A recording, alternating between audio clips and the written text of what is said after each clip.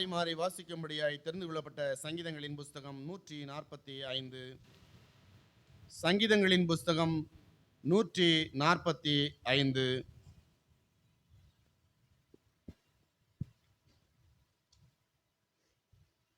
ராஜாவாகிய என் தேவனே, உம்மை உயர்த்தி உம்முடைய நாமத்தை எப்பொழுதும் என்றென்றைக்கும் ஸ்தோத்தரிப்பேன். நாடோறும் உம்மை ஸ்தோத்தரித்து எப்பொழுதும் என்றென்றைக்கும் உம்முடைய நாமத்தை துதிப்பேன்.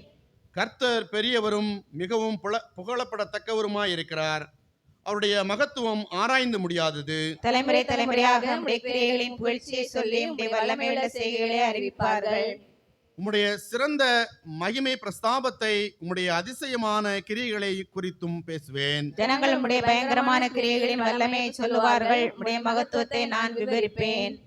அவர்கள் உமது மிகுந்த தயவை நினைத்து வெளிப்படுத்தி உமது நீதியை கம்பீரித்து பாடுவார்கள். கர்த்தர் இரக்கமும் மன உருக்கமும் நீடிய சாந்தமும் மிகுந்த கிருபையும் உள்ளவர்.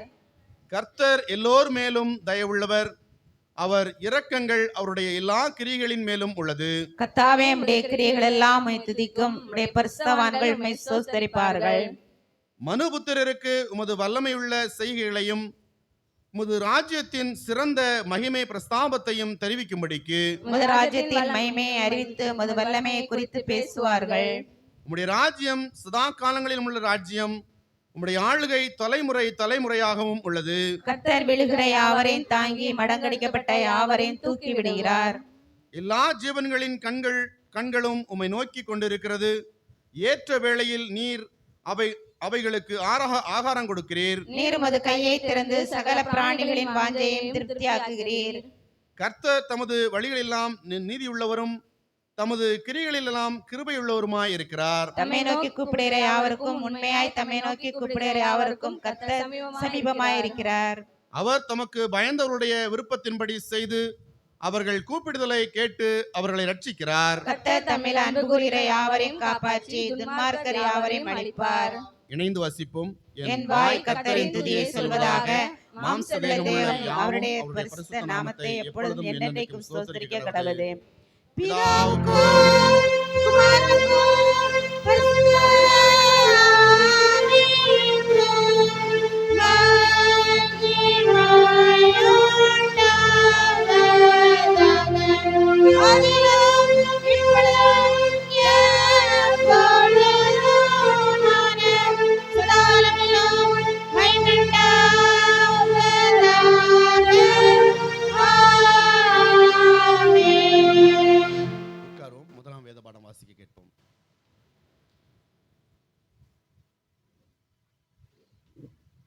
வாசிக்கும்படியாய் குறிக்கப்பட்டுள்ள முதலாம் வேத பாடம் ஆமோஸ் 8ஆம் அதிகாரம் 4ஆம் வசனம் முதல் 7ஆம் வசனம் முடிய. ஆமோஸ் 8ஆம் அதிகாரம் 4ஆம் வசனம் முதல் 7 வசனம் முடிய. தேசத்தில் சிறுமைப்பட்டவர்களை ஒழிய பண்ண எளியவர்களை விழுங்கி நாங்கள் மரக்காலை குறைத்து சேக்கல் நிறைய அதிகமாக்கி கள்ளதராசினால் வஞ்சித்து தரித்திரரை பணத்துக்கும் எளியவர்களை ஒரு ஜோடி பாதரட்சைக்கும் கொல்லும்படிக்கும் தானியத்தின் பதரை விற்கும்படிக்கும் நாங்கள் தவசம் விற்கத்தகாத பிறப்பும் நாங்கள் தானியத்தின் பண்டசாலைகளை திறக்கத்தக்கதாக ஓய்வு நாளும் எப்போது முடியும் என்று சொல்கிறவர்களே இதை கேளுங்கள். அவர்களே செய்கைகளை எல்லாம் நான் ஒருபோதும் மறப்பதில்லை என்று கர்த்தர் யாக்கோபின் மகிமையின் பேரில் ஆணையிட்டார். வாசிக்கும்படியாய் குறிக்கப்பட்டுள்ள முதலாம் வேத பாடம் வாசித்து முடிந்தது. யாரும் எழுந்து நின்று தேவனை உம்மை துதிக்கிறோம் என்கிறதை மாறி மாறி வாசிப்போம்.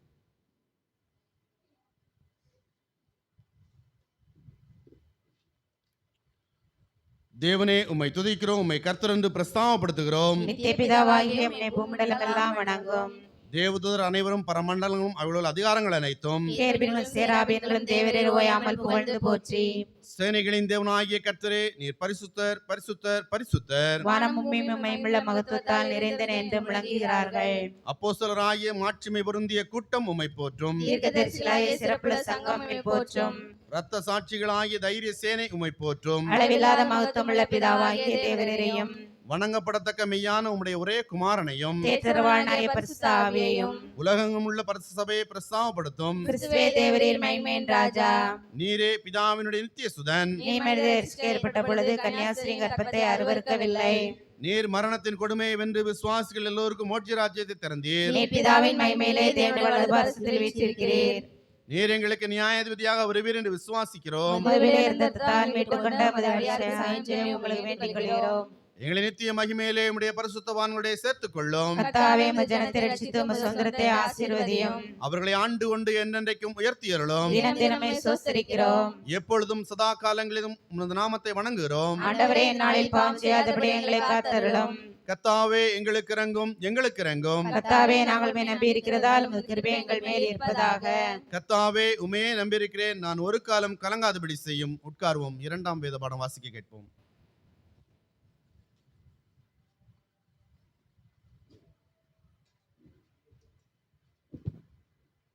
வாசிக்க வேண்டிய 2ஆம் வேத பாடம் லூக்கா எழுதின சுவிசேஷம் 16ஆம் அதிகாரம் 19ஆம் வசனம் முதல் 31ஆம் வசனம் வரை. லூக்கா 16ஆம் அதிகாரம் 19ஆம் வசனம் முதல். ஐஸ்வரம் உள்ள ஒரு மனுஷன் இருந்தான். அவன் இரத்தாம்பரமும் விலையேற பெற்ற வஸ்திரமும் தரித்து அனுதினமும் சம்பிரமாய் வாழ்ந்து கொண்டிருந்தான்.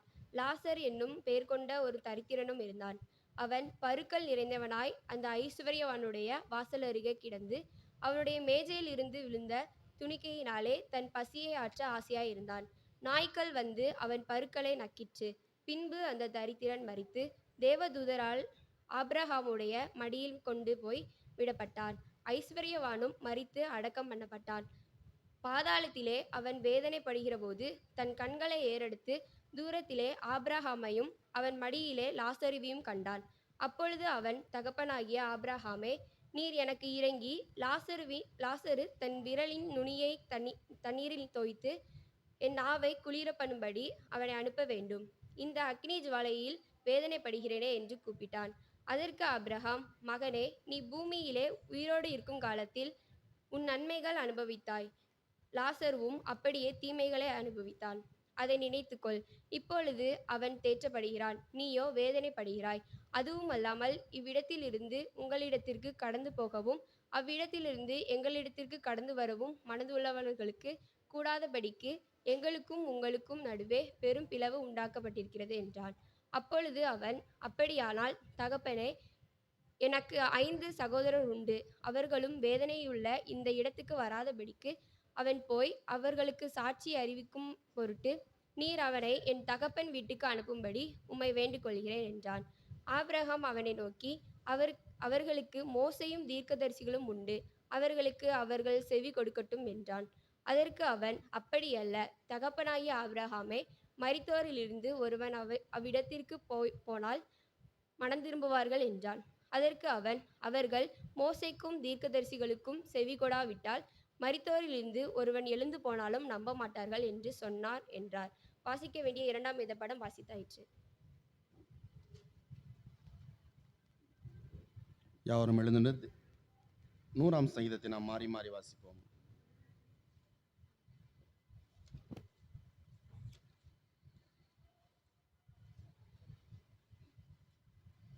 பூமியின் குடிகளே, எல்லோரும் கர்த்தரை கம்பீரமாய் பாடுங்கள்.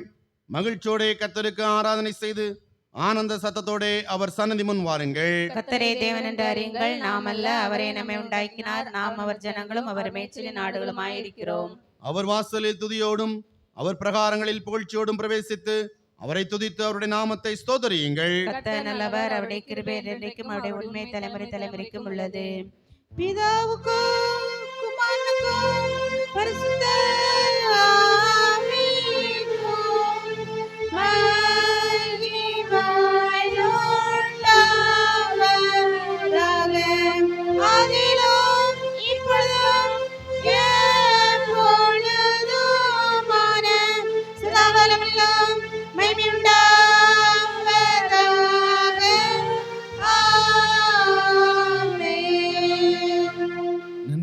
நம்முடைய விசுவாசத்தை அறிக்கை செய்வோம்.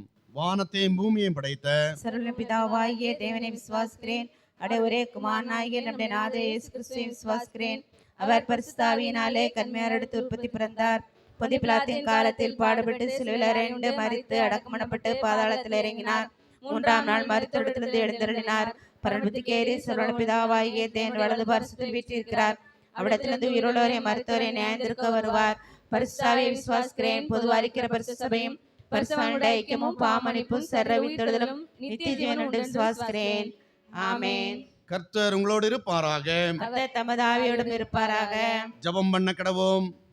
கர்த்தாவே எங்களுக்கு இறங்கும். கிறிஸ்துவே எங்களுக்கு இரங்கும். கர்த்தாவே எங்களுக்கு இறங்கும். பரமண்டலங்களில் இருக்கிற எங்கள் பிதாவே, உம்முடைய நாமம் பரிசுத்தப்படுவதாக. உம்முடைய ராஜ்யம் வருவதாக. உம்முடைய சித்தம் பரமண்டலத்திலே செய்யப்படுகிறது போல பூமியிலே செய்யப்படுவதாக. அன்றுள்ள எங்கள் அப்பத்தை எங்களுக்கு இன்று தாரும். எங்களுக்கு உரோமாய் குற்றங்களுக்கு நாங்கள் மன்னிக்கிறது போல எங்கள் குற்றங்களை எங்களுக்கு மன்னியும். எங்களை சோதனைக்குள் பிரவேசிக்க பண்ணாமல் தீமைகளை ரட்சித்துக் கொள்ளும். ஆமென்.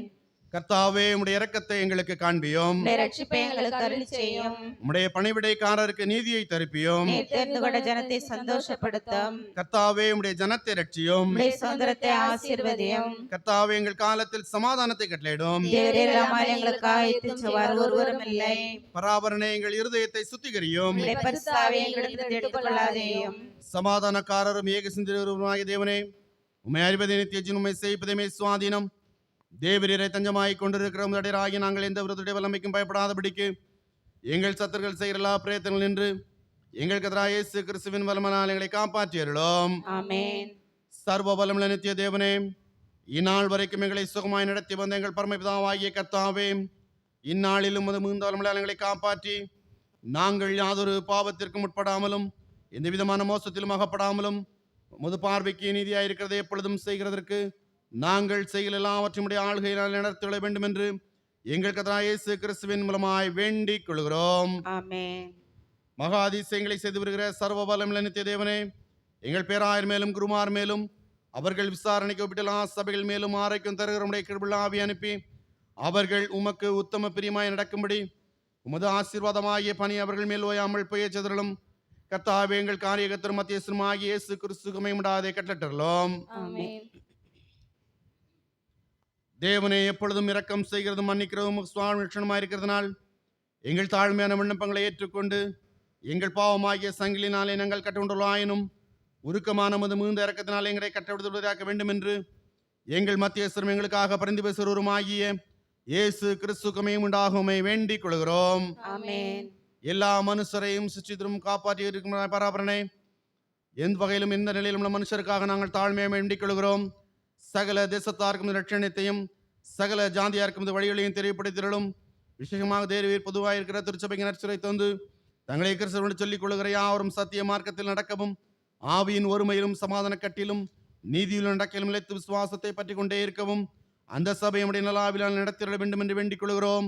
கடைசியாக மனதையும் சரீரத்தையும் ஆசையும் பற்றி எவ்விதமான துன்பங்கள் அடைந்து வருத்தப்படுகிற யாவரையும் விசேஷமாய் தங்களுக்காய் ஜெபம் பண்ணும்படி எங்களை கேட்டுக்கொண்டுள்ளோம். பிதாவே, உமது தயவிற்கு ஒப்புக் கொடுக்கிறோம். அவரவருடைய அவசரங்களுக்கு தக்கதாக தேவரின் ஆறுதலையும் சகாயத்தை அருளி செய்து உபத்திரவப்படுகையில் அவர்கள் பொறுமையாயிருக்கவும் அவர்கள் துன்பமெல்லாம் இன்பமாய் முடிய வேண்டும் என்று இயேசு கிறிஸ்துவினுமாய் வேண்டிக் கொள்கிறோம். ஆமென். பொதுவான ஸ்தோத்திர ஜெபத்தை நாம் யாவரும் நினைத்து சொல்லுவோம்.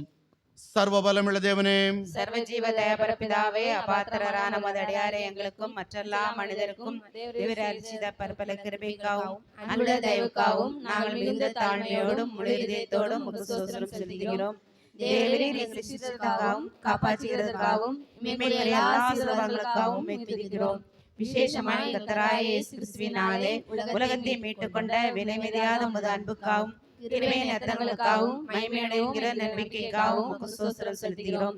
நாங்கள் உண்மையாய் நன்றியின் இதயமுள்ளவர்களாய் இருக்கவும் எங்களை உமது ஊழியத்துக்கு ஒப்புக் கொடுத்து எங்கள் வாழ்நாளெல்லாம் உமக்கு முன்பாக பரிசுத்தமும் நீதியும் உள்ளவர்களாய் நடக்கவும் எங்கள் வாக்கினாலே மாத்திரமல்ல எங்கள் நடக்கையினாலும் பிழை பிரஸ்தாபப்படுத்தவும் தேவரீர் செய்த பாரங்கள் எல்லாவற்றையும் உணர்ந்து கொள்ளும் உணர்வை எங்களுக்கு அருள் செய்ய வேண்டும் என்று எங்கள் கர்த்தராகிய இயேசு கிறிஸ்து மூலமாய் வேண்டிக் கொள்கிறோம். அவருக்கும் தேவரிற்கும் பரிசுத்தாவிக்கும் எல்லா மேன்மை சதா காலங்களிலும் உண்டாவதாக. ஆமென். இத்தருணத்தில் ஒருமனப்பட்டு நோக்கி எங்கள் பொதுவான விண்ணப்பங்களை செய்ய கிருபை அளித்த சர்வ வல்லமுள்ள தேவனே, 2 பேராவது 3 பேராவது நாமத்தினாலே கூடி வரும் பொழுது அவர்கள் கேட்கிறவர்களை அழிச்சம் என்று வாக்குள் இருக்கிறேன். கர்த்தாவின் ஆகிய எங்களுக்கு வேண்டிய நன்மை உண்டாக எங்கள் விருப்பங்களையும் வேண்டுதல்களையும் எப்படி நிறைவேற்றி இம்மையிலும் சத்தியத்தை அறிகிற அறிவை மறுமையில் நித்திய ஜீவன் கட்டட்டோம். உட்கார்வோம். ஆண்டவராகிய இயேசுவின் நாமத்திலே உங்கள் யாவரை மீண்டுமாய் வாழ்த்துகிறேன். இந்த நாளில் நம் மத்தியிலே நம்முடைய ஜெபங்களை எல்லாம் கேட்டு நம்முடைய உதவி குருவானவர் ஐயா டீகன் ராஜ்குமார் ஐயா அவர்களே நம்ம மத்தியிலே கொண்டு வந்திருக்கிறார். அதற்காக ஆண்டவருக்கு நன்றி செலுத்துவோம். ஐயா அவர்களை வரவேற்கிறேன். அதோடு கூட வந்திருக்கிற நம்முடைய தூத்துக்குடி பகுதியிலே ஊழியத்தை செய்து வருகிற ஐயா அவர்களையும் வரவேற்கிறேன். திருவசனம்.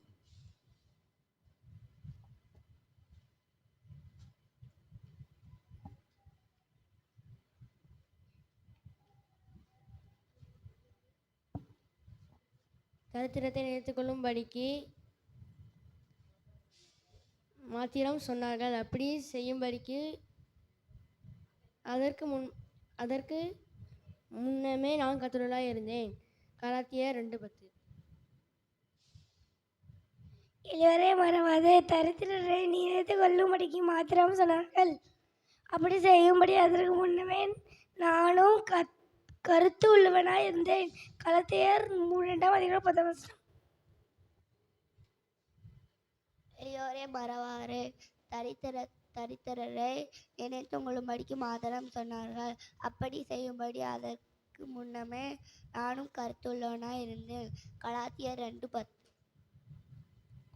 Christian response to poverty. All they asked that we should continue to remember the poor, the very thing I had been eager to do all along. தரித்திரரை நினைத்து கொள்ளும்படிக்கு சொன்னார்கள். இல்ல மாத்திரம் சொன்னார்கள். அப்படி செய்யும் படிக்கு அதற்கு முன்னமே நானும் கருத்துள்ளவனாய் இருந்தேன். கலாத்தியர் 2:10.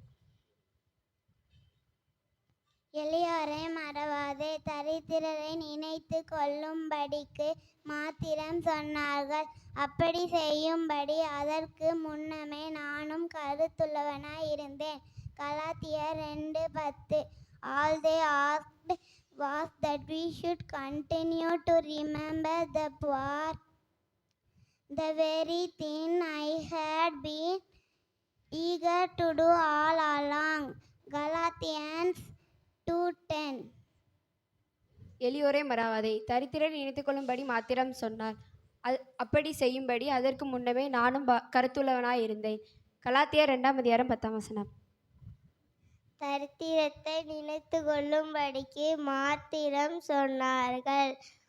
அப்படி செய்யும்படி முன்னமே நானும் கருத்துள்ளவனாய் இருந்தேன். கலாத்தியர் 2:10. எளியோரே மறவாதே தரித்திரரை நினைத்து கொள்ளும்படி மாத்திரம் அப்படி சொன்னார்கள். அப்படி செய்யும் முன்னமே நானும் கருத்துள்ளவனாய் இருந்தேன். கலாத்தியர் 2:10. தரித்திரரை நினைத்து கொள்ளும்படி மாத்திரம் சொன்னார்கள். அப்படி செய்யும்படி அதற்கு முன்னமே நானும் கருத்துள்ளவனாய் இருந்தேன். கலாத்தியர் 2:10.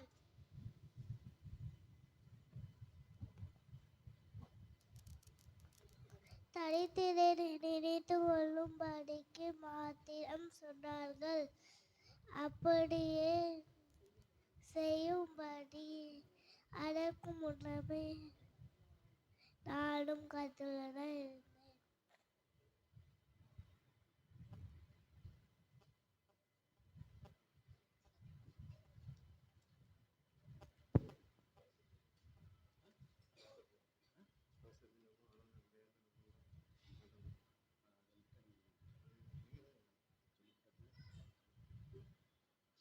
நம்முடைய 80வது தோத்திர பண்டிகை குற்றாலம் ராக்கால் ஆலயத்தில் வருகிற 27, 28, 29 ஆகிய நாட்களிலே நடைபெறுகிறது.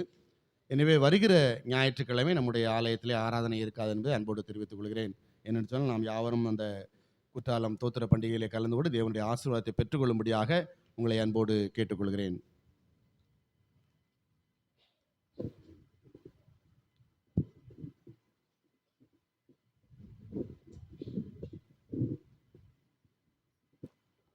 தீப கணக்கை கொடுத்தவர்கள் சுபிதனன் 50 ரூபாய், ஞான அருள்ராஜ் 100 ரூபாய், செல்லத்துறை 100 ரூபாய், சார்லஸ் எட்வின் ஞானசேகர் 50 ரூபாய், ஜோசப் ஜெயராஜ் 100 ரூபாய், மொத்த வரவு 400 ரூபாய். ஆலய விஸ்தரிப்பு கொடுத்தவர்கள் செல்லத்துறை 100 ரூபாய், சார்லஸ் சேட்வின் அன்சகர் 100 ரூபாய், ஜோசப் ஜெயராஜ் 200 ரூபாய், மொத்த வரவு 400 ரூபாய். நம்முடைய கடந்த வாரத்திலே நாம் எல்லாரும் ஏலம் எடுத்திருக்கிறோம். வருகின்ற கிறிஸ்துவ அதாவது 12வது மாதம் 20ஆம் தேதிக்குள் இதையெல்லாம் கணக்கு ஒப்படைக்குமாறு உங்களை அன்புடன் கேட்டுக்கொள்கின்றோம். வருகின்ற 12ஆம் மாதத்திலே 20ஆம் தேதியிலே நம்முடைய ஏலப்பாக்கி இருப்பவர்கள் அதை கொடுத்து வருமாறு உங்களை அன்புடன் கேட்டுக்கொள்கின்றோம். அதுபோல் நம்முடைய ஆலய கட்டுமான வேலைகள் நடந்து கொண்டிருக்கிறது. வெளி இடங்களிலும் வெளியே தூர நம்ம சொந்தக்காரங்கள் யார் இருந்தாலும் அவர்களின் நன்கொடைகள் இவர்கள் தாரார்கள் என்று சொன்னால் நாம் எல்லாரும் அந்த இடத்துல போய் நன்கொடையை பெற்றுக்கொள்ள கர்த்தர் கிருபை செய்யும்படியாக உங்கள் உள்ளங்களிலே கர்த்தர் பேசியிருக்கிறார். அதன்படி கர்த்தருடைய ஆலயத்துக்கு என்று மனமுகர்ந்து கொடுப்பவரிடத்தில் நீங்கள் கேட்டு நம்முடைய ஆலயத்துக்கு என்று கொடுப்பதற்கு கர்த்தர் உதவி செய்யும்படியாக அவரிடத்தில் கேட்பதற்கு நாம் எல்லாரும் ஒருமித்து சென்று நன்கொடை பெற்றுக்கொள்ள கர்த்தர் கிருபை செய்யும்படியாக கேட்டுக்கொள்கின்றேன். அதுபோல நம்முடைய ஆலய கட்டுமானத்துக்கு என்று ஊக்கமாக ஜெபத்தின் மூலமாக இந்த ஆலயம் கட்டப்பட்டது என்று ஒவ்வொருவரும் சொல்ல வேண்டும். அதனால் குடும்பத்திலும் தனி ஜெபத்திலும் எங்கெங்கு கூடி ஜெபிக்கிறோமோ அந்த இடத்திலும் நம்முடைய ஆலயத்துக்கு என்று ஜெபித்துக் கொள்ளும்படியாகவும் வேலைக்காரர்களை கர்த்தர் கிருபையாக நேர்த்தியாக நடத்தும்படியாகவும் கர்த்தருடைய கிருபை கர்த்தருடைய வேலை அதன்படி கர்த்தர் மகன்முகர்ந்து நம்முடைய ஆலயத்தை கட்டுவதற்கு நன்மையை கொடுத்திருக்கிறார். அதையெல்லாம் நாம் பெற்றிருக்கிறோம். அதன்படி ஆலயத்துக்கு என்று கொடுக்க உதவி செய்யுமாறு உங்களை அன்புடன் கேட்டுக்கொள்கின்றோம். அதுபோல நம்முடைய ஆலய திருச்சபை மக்களுக்கு என்று ரூபாய் 20,000 என்று நாம் வரி போட்டிருக்கிறோம். அதையும் கஷ்டப்படாமல் குறைவாக கொடுக்க உதவுமாறு உங்களை அன்புடன் கேட்டுக்கொள்கின்றோம்.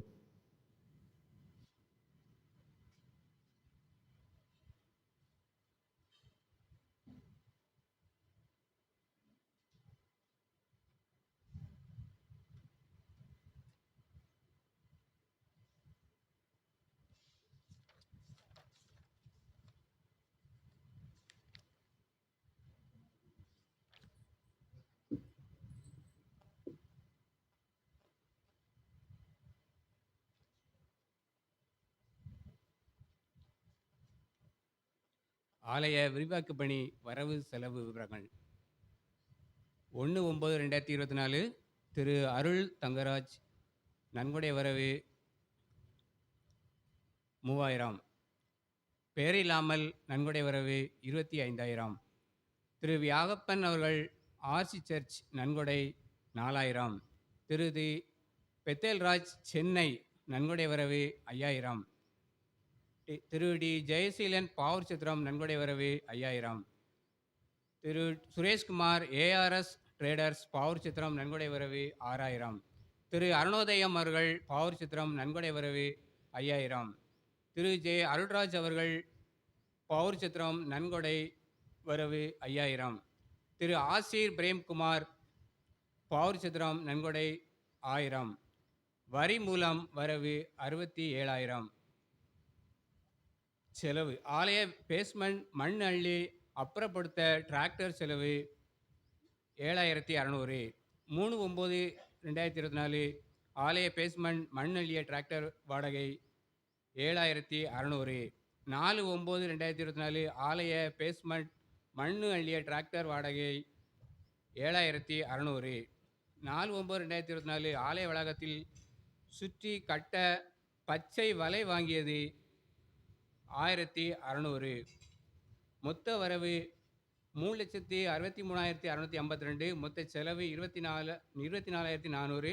இருப்பு 3,39,252. 8/9/2024 சிவசைலனூர் பீட்டர் சகாயம் நன்கொடை வரவு 3000. சிவசைலனூர் ஆசிர் செல்லத்துறை நன்கொடை வரவு 500. சிவசைலனூர் ஸ்டீபன் நன்கொடை வரவு 1000. சிவசைலனூர் யோவேல் தவமணி நன்கொடை வரவு 3000. சிவசைலனூர் திருமதி சி மல்லிகா நன்கொடை வரவு 2,500. சிவசைலனூர் கிதியோ நற்பணி இயக்கம் நன்கொடை வரவு 5,000. சிவசைலனூர் டி டேவிட் செல்லத்துறை நன்கொடை வரவு 1000. சிவசைலனூர் டி ஈஸ்டர் ராஜா நன்கொடை வரவு 1000. ஐ ஜோசப் பால்ராஜ் கிறிஸ்து ஆலயம் நன்கொடை வரவு 1000. ஸ்ரீ பால்துறை அவர்கள் நன்கொடை வரவு 3000. பெயர் இல்லாமல் நன்கொடை வரவு 5000. சிவசிலனூர் ஒய் பால்ராஜ் நன்கொடை வரவு 1000. வரி மூலம் வரவு 45,500. தங்கராஜ் ஷீலா சிமன் வகைக்கு நன்கொடை வரவு 1000.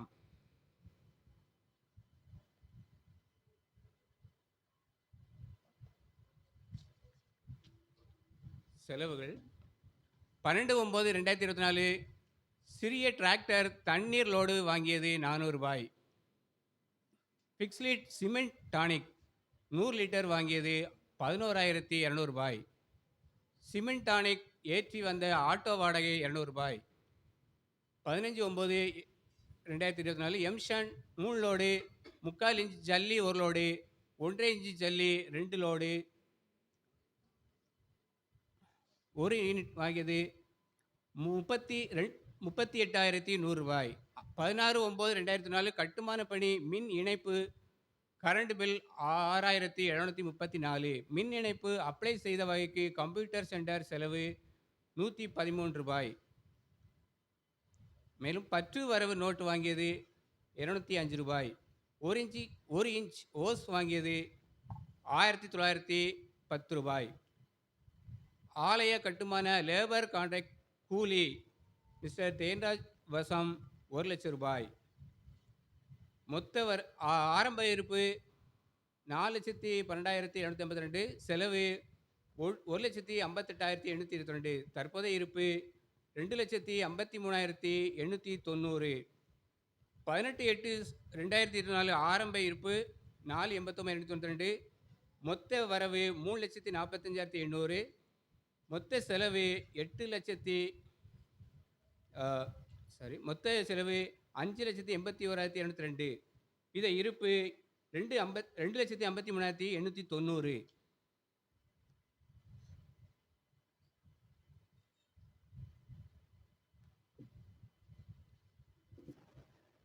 (25/6/2024) மேல் உள்ள கட்டுமான பணிக்கான வரவு மற்றும் செலவு பண பரிவர்த்தனை விவரம். பேங்க் வரவு செலவு 25/6/2024 அன்று வங்கி இருப்பு 29,21,446 ரூபாய் 55 பைசா. 26/6/2024 மிஸ்டர் சார்லஸ் பாக்கிராஜ் நன்கொடை வரவு 1 லட்சம். SMS சார்ஜஸ் 47 பைசா. கேஷ் டெபாசிட் 6/7/2024 கேஷ் டெபாசிட் 5,200 ரூபாய். 11/7/2024 கேஷ் டெபாசிட் 4,880. 26/7/2024 cash deposit 6,600. 2/8/24 வங்கி வட்டி வரவு 20,428. 3/8/24 cash deposit 3,300. 6/8/2024 mister Rajkumar Ambrose நன்கொடை வரவு 2 லட்சம் ரூபாய். 8/8/2024 SMS சார்ஜஸ் 94 பைசா. 18/8/2024 SMS சார்ஜஸ் 71 பைசா. 17/8/2024 கேஷ் டெபாசிட் 5,100 ரூபாய். 27/8/2024 பேங்க் சார்ஜஸ் 58 ரூபாய். அன்று வங்கி இருப்பு 32,66,889. 27/8/2024 டாடா ஸ்டீல் பேமெண்ட் 7,24,737 ரூபாய். 29/8/2024 பேங்க் சார்ஜஸ் 5 ரூபாய் 60 பைசா. 29/8/2024 தேன்ராஜ் டீ பில்டர்ஸ் கட்டுமான பணி advance 50,000. 29/8/2024 cash deposit 3,700. 29/8/2024 bank charges 5 ரூபாய் 60 பைசா. 29/8/2024 தினகரன் சாரோ கன்ஸ்ட்ரக்ஷன்ஸ் கட்டுமான பணி அட்வான்ஸ் 50,000. 31/8/2024 பேங்க் சார்ஜஸ் 5 ரூபாய் 60 பைசா. 31/8/2024 மிஸ்டர் தேன்ராஜ் கட்டுமான பணி கூலி 1 லட்சம் ரூபாய். அன்று வங்கி இருப்பு 23,45,835. 4/9/2024 பேங்க் சார்ஜஸ் 29 ரூபாய். 4/9/2024 Tata steel payment 3,15,548. 13/9/2024 mister Thenraj கட்டுமான பணி கூலி 1,50,000. 13/9/2024 cash deposit 3400. 16/9/2024 Tata steel payment 2,62,391. மொத்த வரவு 32,74,054 ரூபா 55 பைசா. மொத்த செலவு 16,53,761 ரூபா 92 பைசா. வங்கி இருப்பு 16,21,267 ரூபா 63 பைசா.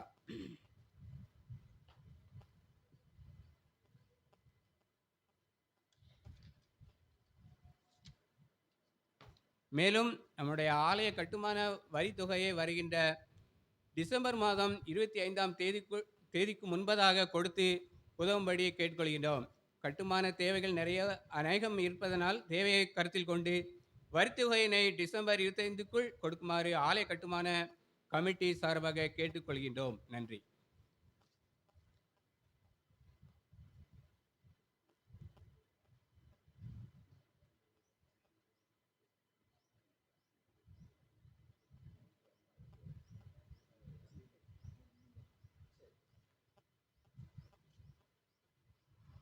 ஒரு நிமிடம் தலை தாழ்த்தி ஜெபம் செய்வோம். அனைத்து கிரிகளின் மூலமாக மகிமை அடைந்து வருகிற எங்கள் அன்பின் நல்ல பரலோக பிதாவே, நாங்கள் எதை செய்தாலும் கர்த்தருக்கென்று செய்யவும் உடைய நாம மகிமைக்கென்று செய்யவும் எங்களை நேர் உருவாக்கியிருக்கிறீர், அழைத்திருக்கிறீர். நன்றி செலுத்துகிறோம். பெத்தேல் ஆலயம் 102 ஆண்டுகளாக இருந்த நிலையை மாற்றும்படிக்கு இந்த நாட்களை நீர் எங்களுக்கு தந்திருக்கிறீர். எங்களை கொண்டு நீர் உம்முடைய நாமம் தெரிவிக்கப்பட்ட ஆலயத்தை நீர் புதுப்பித்து கொண்டு வருகிறீர். நன்றி செலுத்துகிறோம். தேவைகளை சந்தித்திரளும் திருச்சபை மக்கள் உற்சாகமாக கர்த்தருக்கென்று நன்கொடைகள் காணிக்கைகள் கொடுக்க முடியான பாக்கியத்தை தாரும்.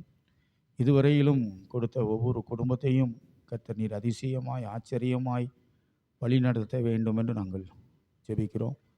இன்னும் அநேக தேவைகள் உண்டு. ஒவ்வொருவரும் பாரத்தோடு கடவுளுடைய நாமம் என் மூலமாக மகிமையடைய வேண்டும் என்ற ஒரே நம்பிக்கையோடு ஒருமித்து இந்த ஆலயத்தை நாங்கள் கட்டி நம்முடைய நாமத்தை மகிமைப்படுத்தவும், இந்த ஆலயம் இந்த கிராமத்திற்கும் கிராமத்தை சுற்றி இருக்கிற அனைவருக்கும் ஆசீர்வாதமாக இருக்கும்படிக்கு அருள்தாரும். இயேசு கிறிஸ்துவின் நாமத்தில் கேட்கிறோம் நல்ல பிதாவே, ஆமென். அன்பானவர்களே, உங்கள் யாவரையும் இயேசு கிறிஸ்துவின் நாமத்தினாலே அன்போடு கூட நான் வாழ்த்துகிறேன். கிருபையும் சமாதானமும் நம் அனைவரோடு கூட சதா காலங்களிலும் இருப்பதாக. கடந்த நாட்களிலும் மிகவும் பலவீனப்பட்டு மருத்துவமனையிலே சேர்க்கப்பட்டு இருந்தேன். 10 நாட்களாக முதல் ஒரு மருத்துவமனைக்கு சென்றோம். அங்கு 3 நாள் கழித்து முடியாது என்று சொல்லிவிட்டார்கள். பிறகு இன்னொரு மருத்துவமனையிலே 7 நாட்கள் இருந்து கடவுளுடைய பெரிதான கிருபையினாலே இந்த நாட்களிலும் உங்களுக்கு முன்பாக வந்து நிற்கும்படிக்கு தேவன் உதவி செய்தார். அநேகர் வந்து ஆறுதல் சொன்னீர்கள், ஜெபித்தீர்கள், உதவி செய்தீர்கள். உங்களுடைய கிரிகைகள் யாவும் ஜீவ புத்தகத்திலே எழுதப்பட்டிருக்கிறது. இன்னும் பலவீனங்கள் இருக்கிறது. ஆனாலும் உன் பலவீனத்திலே என் பலன் பூரணமாக விளங்கும் என்று பவுலை தேற்றிய கர்த்தர் இந்த நாளிலும் உங்களுக்கு முன்பாக என்னை அவருடைய பலத்தினாலே அழைத்து வந்திருக்கிறார். ஆண்டவருக்கு நான் கோடான கோடி நன்றி செலுத்துகிறேன். இந்த நாளிலும் இந்த ஆராதனையிலே நமக்கு கர்த்தருடைய வார்த்தையை கொடுக்கும்படியாக தூத்துக்குடி துறைமுகத்திலே பணி செய்து ஓய்வு பெற்று சபை ஊழியராக இருந்து இப்பொழுதும் தன்னார்வமாக ஊழியம் செய்து வருகிற அருமையான தீரன் அங்கிள் அவர்களை இயேசு கிறிஸ்துவின் நாமத்தினாலே அன்போடு கூட நான் வரவேற்கிறேன். கரங்களை தட்டி நாம் அவர்களை உற்சாக வரவேற்போம். அவர்கள் என்னுடைய தகப்பனாருக்கு நெருங்கிய நண்பர். ஏனென்றால் 1963 என்னுடைய தகப்பனார் இவர்கள்லாம் துறைமுகத்திலே பணி அமர்த்தப்பட்டு அங்குதான் முதல்ல துறைமுகம் கட்டும்போது ஒரு 20-25 குடும்பம்தான் ஒன்று போல இருந்து அந்த துறைமுகத்தை ஆரம்ப பணியை மேற்கொண்டார்கள். இவங்கள் நம்ம ரொம்ப நெருக்கமான அங்கிள். என்னை கரங்களில் தூக்கி வளர்த்த ஒரு மனிதர் என்று கூட சொல்லலாம். ஏன்னா அவங்க மூத்த பையனும் நானும் ஒரே செட்டு, ஒரே வயசு. அவங்களுக்கு எத்தனை வயசு இருக்குன்னு நினைக்கிறீங்க? அவங்களுக்கு எத்தனை வயசு இருக்குன்னு நினைக்கிறீங்க? 86 வயதிலும் காலையில் 4 மணிக்கு எந்திரிச்சு தூத்துக்குடியிலேருந்து பஸ் ஏறி வந்திருக்கிறாங்க. கடவுளுடைய பலத்தினால் மிகவும் ஆர்வம் உள்ளவர்கள், மிகவும் ஆண்டவருடைய ஊழியத்தை நிறைவேற்றக்கூடிய ஒரு நல்ல ஒரு அங்கிள். அதனால் இந்த நாளிலும் அவர்கள் இங்கு வந்து நமக்கு ஆண்டவருடைய செய்தியை கொடுப்பது மிகுந்த ஆசீர்வாதம், மகிழ்ச்சி. பாட்டு செய்திக்கு ஆயத்தமாக ஒரு பாடல் பாடுவோம். பாடல் பாடி முடித்த பிறகு நாங்கள் செய்தி தருவாங்க. கீதம் கீர்த்தனை 438வது பாடல். நீ உனக்கு சொந்தமில்லை.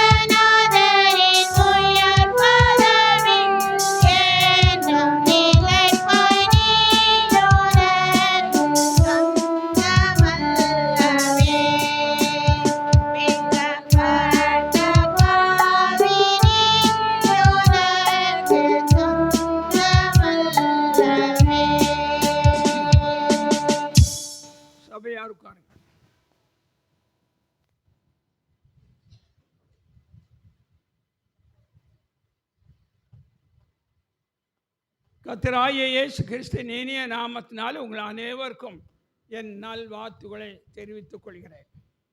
இந்த நாளிலும் ஆண்டவர் உங்கள் அனைவருக்கும் சரீரத்திலும் ஆன்மீகத்திலும் உலக பிரகாரமாக நிறைவான ஆசீர்வாதத்தை என்றைக்கும் அருள் செய்வராக. அல்லேலூயா, ஆமேன். எனக்கு பிரியமான தேவ ஜனமே, அருமையான உங்கள் சபை குருவானவர் அவர்கள் என்னை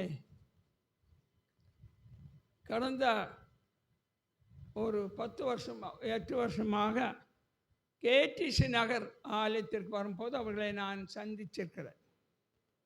அவர்களோடு அதிகமாக நான் பேசியிருக்கிறேன். ஒரு தடவை அவர்கள் என்னை தங்களுடைய இல்லத்திற்கு அழைத்து கொண்டு போனார்கள். கடந்த நாளிலே ஒரு கல்யாணத்திற்காக கேடிசி நகரில் அங்கே இருக்கிற ஒரு சபையோட ஒரு முக்கியஸ்தருடைய மகளுடைய கல்யாணத்துக்கு வரும்போது ஐயா அவர்களையும் அங்கே சந்தித்து நீண்ட நேரம் உங்களோடு பேசினேன். என்னுடைய மகனும் ஐயாவும் கிளாஸ்மேட்டாக ஒரே ஹைஸ்கூலில் அவர்கள் படித்தார்கள். இவருடைய தகப்பனாரும் நானும் ஒரே இடத்துல நீண்ட நாட்களாக வேலை செய்தோம்.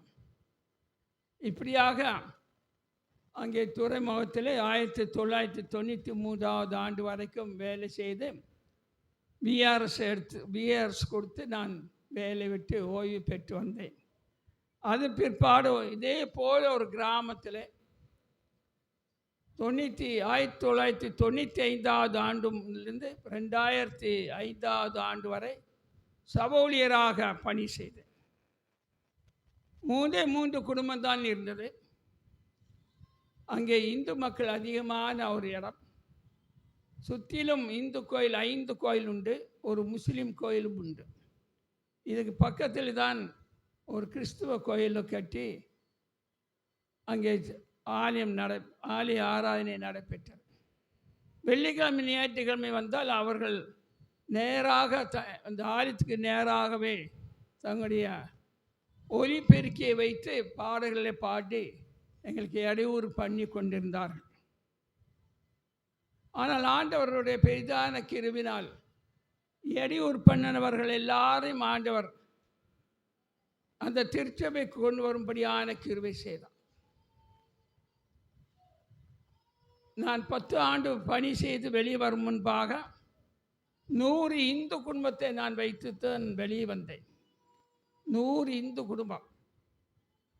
அதில் முக்கியமாக சொல்ல போனால் ஆலயத்துக்கு விரோதமாக நிறைய காரியங்கள் செய்தார்கள், அநேக காரியங்கள் செய்தார்கள். அதை செய்தவர்கள் எல்லாரையும் ஆண்டவருடைய சமூகத்தில் வைத்து ஜெபித்தேன். இவர்களோடு நான் ஃபிசிக்கலாக எந்த சண்டை போட முடியாது. ஆண்டவரை நீர் தான் அவர்களோடு சண்டை போட வேண்டும், அந்த மக்கள் தான் எனக்கு வேண்டும் என்று சொன்னேன். அத்தனை மக்களையும் என்னிடத்தில் கொஞ்சம் கொஞ்சமாக ஆண்டவர் சேர்த்தார். முதலாவது சேர்த்த ஆட்கள் அவனோட கூட்டாளிகள் எப்போதும் போல அந்த ஆலயத்துக்கு விரோதமான காரியங்கள் செய்யும் போது இவர்கள் சொன்னார்கள், சார் இவர்கள் எல்லாரும் போலீஸில் சொல்லி அவர்களை ஒப்படைப்போம் என்று சொன்னார்கள். இப்போ நான் சொன்னேன், நீயும் அந்த கூட்டத்தில் இருந்தவன் தான். அப்போ நான் உங்களுக்கு விரோதமாக யாரையும் நான் போலீஸில் நான் சொல்லலை. எனக்கு ஒரே ஒரு போலீஸ் ஸ்டேஷன் மாத்திரம் உண்டு. அந்த போலீஸ் ஸ்டேஷன் மேலே இருக்கிறது. அந்த போலீஸ் ஸ்டேஷன் மேலே இருக்கிற அந்த போலீஸ் ஸ்டேஷன் சொன்னால் அவர் எல்லா வேலையும் அவரை கச்சிதமாக செய்வார். அப்படி தான் செய்து தான் நீங்கள் என்னோடு வந்தீர்கள் என்று சொன்னேன். இப்படியாக ஆலயத்துக்கு விரோதமாக செய்த அத்தனை மக்களும் ஆண்டவர் ஆலயத்துக்கு கொண்டு வந்தார். இன்றைக்கு அவர்கள் சான்ஸ் கிறிஸ்டின்ஸாக மாத்திரமல்ல, அந்த சபையினுடைய முக்கிய பொறுப்பாளராக இருக்கிறார். அல்லேலூயா. ஏனென்று சொன்னால் என்னுடைய ஊழியம் பட்டணத்திற்கு அல்ல. ஆண்டவர் என்னை கிராம மக்களுக்கு மத்தியிலே பணி செய்வதற்காக தான் என்னை அழைத்திருக்கிறார். ஆகியால் தான் நான் இந்த கிராமத்தில் 10 ஆண்டு காலமாக அந்த கிராமத்தில் பணி செய்தேன். இன்றும் அந்த கிராமத்துக்கு போகிறேன். மாதம் 2 தடவை போகிறேன். ஒரு 2வது வெள்ளிக்கிழமை தாய்மார் கூட்டம் நடத்துகிறேன். 3வது ஞாயிற்றுக்கிழமை அங்கே ஆலயத்தில் செய்து கொடுப்பேன். இன்னுமா அந்த ஆலயத்துடைய கட்டுமான வேலையிலும் இன்றும் அங்கே நான் உதவி செய்து கொண்டு வருகிறேன். கடந்த 5 வருஷத்துக்கு முன்பாக அந்த ஆலயம் விரிவாக்கப்பட வேண்டியது இருந்தது. அங்கே இருக்கிற குருவானவர் என்னை அழைத்து, நீங்கள் கண்டிப்பாக அந்த ஆலய விரிவாக்கத்தில் எனக்கு உதவி செய்ய வேண்டும் என்று சொன்னார்கள். அப்படியாக அந்த ஆலயத்து விரிவாக்கத்தில் அதிகமாக உதவி செய்து ஆண்டோடைய பெரிதான கிருபினால் ஒரு அத்தியட்சர் மூலமாக பிரதிஷ்டை செய்யப்பட்டு மீண்டுமாக ஒரே ஆண்டில் ஆலயம் கோபுரத்தை கட்டி அந்த கோபுரத்தை கட்டி ஆண்டவர் அந்த அபிஷேகம் பண்ணி கொடுத்தார். இவைகளெல்லாம் செய்யும்போது சொந்த அந்த மக்கள் இடையூறு பண்ணினார்கள் ஆலயம் கட்ட. அந்த கோபுரம் கட்ட ஒரு குருவானவரை இடையூறு பண்ணினார். வேலையை நிப்பாட்டி போட்டார். ஒரு குருவானவர் வந்தார், வேலையை நிப்பாட்டுங்கன்னு சொன்னார். இப்படி பல கஷ்டத்தோடு போராட்டத்தோடு முத்தியாபுரத்தில் ஒரு கோயிலை கட்டது. ஆண்டவர் ஏற்ற வழியில் ஒரு அருமையான ஒரு குருவானவரை கொண்டு வந்தார். அவர் வந்த பிறகுதான் நான் எல்லா விவரத்தை எல்லாம் பேசின பிறப்பாடு அவர் எல்லாம் நடந்த காரியங்கள் எல்லாம் புரிந்து கொண்டார். 3 மாதத்தில் 1 வருஷம் செய்ய வேண்டிய வேலையை 3 மாதத்தில் முடித்து கொடுத்தார். அப்படியாக எனக்கு பெரிய ஒரு நண்பராக அவர் மாறினார். எனக்கு அன்பான தெய்வ ஜனமே, அருமையான குருவானவர் இந்த ஆலயத்துடைய கட்டுமான கதைகளை சொன்னார். நான் வரும்போது எல்லாம் பார்த்து, நான் ஒரு கட்டட இன்ஜினியர் தான். கேடிசி நகரை பற்றி உங்களுக்கு சொல்ல வேண்டிய கடமை இருக்குது. உங்களுக்கு அருகாமையில் இருக்கிற கேடிசி நகர் 2010 ஆண்டு நான் அங்கே அந்த ஆலயத்துக்கு வர்றதுக்காக அங்கே இருக்கிற என்னுடைய நண்பர் ராபர்ட் சார் அவர்களும் நானும் முத்தியாபுரத்தில் அடுத்தடுத்த கிராமத்தில் சபை ஊழியராக வேலை பார்த்தனால் அவர்களோடு நான் அதிகமாக பழகினேன். குடும்ப நண்பர்களாக இருந்தோம். அவர்கள் இங்கே வந்த பிற்பாடு எங்கள் ஆலயம் கட்டி கொண்டிருக்கிறோம், நீங்கள் வந்து உதவி செய்ய வேண்டும் என்று சொன்னார். அப்படியாக அந்த ஆலயத்திற்கு நான் போனேன். அப்பொழுது ஆல்டர் பக்கத்தில் அங்கே 20க்கு 10க்கு ஒரு ஃபவுண்டேஷன் மாத்திரம் போடப்பட்டிருந்தது. அவரிடத்தில் கேட்டேன். அங்குள்ள மக்களையும் விசாரிச்சுக்கும் போதும் அவர்கள் சொன்னார்கள், எங்களுக்கு வந்த குருவானவர் இவ்வளோதான் செய்யணும், இதுக்கு மேலே செய்ய முடியாது, இவ்வளோ ஆலயம் இதை கட்டினா போதுன்ட்டு இருக்காரு, அதனால் நாங்கள் கட்டலான்னாங்க. அப்போ என்னை கூப்பிட்டு போனார்கள். நான் அந்த குருவானவரத்தில் பேசினேன். ஐயா, சின்னதாக ஒரு 20க்கு ஒரு 10க்கு ஒரு ஆலயம் கட்டுறீங்களா, இது என்ன காரணம், என்ன காரியம்? மிஷினரியெல்லாம் எவ்வளவு பெரிய மிஷினரியெல்லாம் எவ்வளவு பிற்காலத்துடைய மக்களுடைய நினைவுகள் எல்லாம் பூர்த்தி ஆகும்படி பெரிய இடங்கள் வாங்கி ஆலயம் கட்டுறாங்க, பள்ளிக்கூடம் கட்டினார்கள். இவ்வளவு செய்த இந்த நாட்களில் செய்தவர்கள் காலத்தில் வாழ்ந்த நாம் இப்படி ஒரு சின்ன காலம் சரி நான் கேட்கும்போது, சார் 3 குடும்பம் தான் இருக்குது, இவர்களால் கட்ட முடியாது. அப்போ நான் சொன்னேன், நீங்கள் பணம் தருவீங்களான்னு கேட்டேன். தரமாட்டேன்னார். இப்போ என்ன செய்ய போறீங்கன்னு, உங்கள் இஷ்டம்னார். இந்த உங்கள் இஷ்டங்கிற வார்த்தை கேட்குறது தான் என்னை கூப்பிட்டு தான் நான் தூத்துக்குடிந்து வந்திருக்கேன். அப்போ அவர்கிட்ட சொன்னேன், ஐயா, இந்த கட்டடம் இங்கே இருக்கிறவருடைய கட்டடம் கிடையாது, மேலே இருக்கிற பற்றிலா அவர் ரூபா தருவார், அவர் வாசம் பண்ணிடுறடா. மக்கள் வாசம் அதுக்கு வீடு கட்டியிருக்காங்க, அந்த வீட்டில் மக்கள் வாசம் பண்ணுவாங்க. ஆலயம் கட்டுறது யாருடைய ஆலயம்?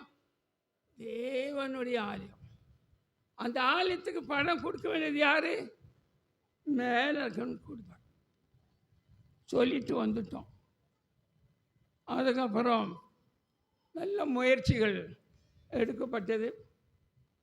என் மகன் மூலமாக சில உதவிகள் செய்தேன்.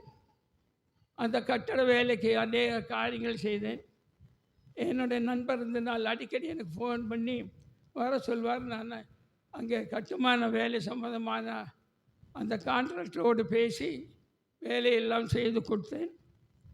காங்கிரட் போடுற நாளில் ₹1000 வாங்கி அந்த காங்கிரட்டுக்குரிய செலவு முழுவதும் அதை ஏற்றுக்கொண்டு அன்றைக்கு முழுவதும் நான் அந்த காங்கிரட் போடுற வேலையில் இருந்து வேலையெல்லாம் முழுவதும் அந்த வேலை நடந்தது. காலையில் தான் அந்த வேலை முடிந்து நான் ஊருக்கு திரும்பினேன். இப்படியாக 2 ஆண்டிலே அந்த கட்டடம் முடிந்தது. ஆண்டவருடைய பெரிதான கிருவினால் 2 வருஷத்தில் முடிந்தது. இன்றைக்கு 38 குடும்பம் அங்கே இருக்கிறது. ஆண்டவருடைய கிருவினால் 38 குடும்பம் வருகிறது. ஆலயம் பிரதிஷ்டை பண்ணும் முன்பாக 5 குடும்பம் வந்தது. 3 குடும்பம் 5ஆக மாறிவிட்டது. ஆண்டவர் ஆச்சரியபரமாக அந்த கேடிசி நகர் ஆலயத்தை ஆண்டவர் அபிரதமான ஆசீர்வாதத்தோடு தேவைகள் எல்லாம் சந்தித்து செய்து முடித்து கொடுத்தார். அல்லேலூயா. எனக்கு அன்பான தேவ ஜனமே, மேலே மென்ஞானபுரம் அருமையான பெத்தேல் என்கிற ஒரு பெயரை வைத்திருக்கிறீர்கள். அருமையான பெத்தேல் என்கிற பெயருக்கு ஆண்டவர் நிச்சயமாக இந்த காரியம் செய்தாக வேண்டும். ஆகையால் ஆண்டவர் நிச்சயமாக இந்த ஆலயம் விரைவிலே கட்டுவதற்கு ஆண்டவர் நிச்சயமாக உதவி செய்வார். ஆண்டவர் உதவி செய்யும் போது மாத்திரமில்லை, ஆகாயில் சொன்ன மாதிரி முந்தின ஆலயத்தை விட பிந்தின ஆலயம் மகிமையாக இருக்கும். மகிமையான ஆலயத்தை ஆண்டவர் நமக்கு தருவார். நாம் கஷ்டப்பட்டு உழைக்கணும், கஷ்டப்பட்டு ஜெபிக்கணும், அதுக்கான காரியங்கள் செய்யணும். அப்படி செய்யும் போது நிச்சயமாக ஆண்டவர் இந்த காரியத்தை வாய்க்க செய்வார் என்கிற நம்பிக்கை இருக்கிறவெல்லாம் கை வைத்துங்க. எல்லாம் செய்வார். இப்படி பாம்பு மாதிரி இப்படி கை வைத்தாதியா, பாம்பு தான் இப்படி நேர கை வைத்துங்க. ஆண்டவர் ஆஸ்பத்திரி போங்க, அவன் கையில் இருக்கு, கை வைத்த முடியாது. கால் இருக்கு, கால் நடக்க முடியாது, அசைக்க முடியாது. நமக்கு நல்ல காலு கையெல்லாம் கொடுத்துக்காரு. ஐயா சொன்ன மாதிரி எனக்கு 86 வயசு ஆகுது. நான் யார் பின்னி கவலைப்பட மாட்டேன், நடந்து போகிறதுனால சோமல்பட மாட்டேன், நடந்தே போயிடுவேன். இப்போ கூட சொன்னேன், ஐயா நான் நடந்து இங்கே வரேன்னே வீட்டிலேருந்து. ஐயா பைக்கில் வாங்க, கார் எடுத்து வரேன். நடக்கல, சோமல்பட மாட்டேன். டெய்லி 1 மணி நேரம் நடப்பேன், டெய்லி நடக்க. ஆனால் நல்ல பலத்தை தாராரு. ஸ்ரீவைகுண்ட ஏரியா பூரா இந்து பெல்டட் ஏரியா. பிள்ளைகளை பெரிய கூட்டம் இந்த ஆலயத்திலே பார்க்க முடியாது. ஒரு மாதத்துக்கு 6 சபைக்கு நான் போயானோம். அந்த கிராமத்தில் சபை 4 கிராமத்தை தத்து எடுத்து வச்சிருக்கேன். இந்து மாணவர் மத்தியில் பணி செய்து கொண்டு வரேன். 17 வருஷமாக இந்து மாணவர் மத்தியில் பணி செய்கிற அந்த கிராமத்தில் கிராமமாக போய் மாணவர்களை சந்தித்து அவளுக்கு நிறைய காரியங்கள் செய்கிறேன். கிராம மக்கள் திருந்திருக்காங்க. பயங்கரமான பாவங்கள் இந்த கிராமமே திரும்பி இருக்கு. ஒரு கிராமம் அருவாளை தூக்குற கிராமம், பின்னால் அருவாளை எப்போதுமே இருக்கும், காலருக்கு பின்னால் கொஞ்சம் ஏதாவது பின்னால் சங்குன்னு வெட்டிடுவான். அவ்வளோதான். அப்படிப்பட்ட கிராமம் இன்றைக்கு பெரிய முன்னேற்றம் அடைஞ்சிருக்கு. இன்னொரு கிராமம் பிள்ளைகளை படிக்க வைக்க மாட்டாங்க. ஆண்களாம் சரிதான், பெண்களானாலும் சரிதான். 5ஆம் கிளாஸோடு சரி, அது மேலே படிக்கக்கூடாது, அவங்கள மாடு மேய்க்கணும். இப்படிப்பட்ட அந்த கிராம மக்கள் இன்றைக்கி காலேஜில் படித்து நல்ல நிலையில் இருக்காங்க. இப்போ கல்லூரியில் படிக்கிற பிள்ளைகள் ஏராளமான பிள்ளைகள் இருக்காங்க.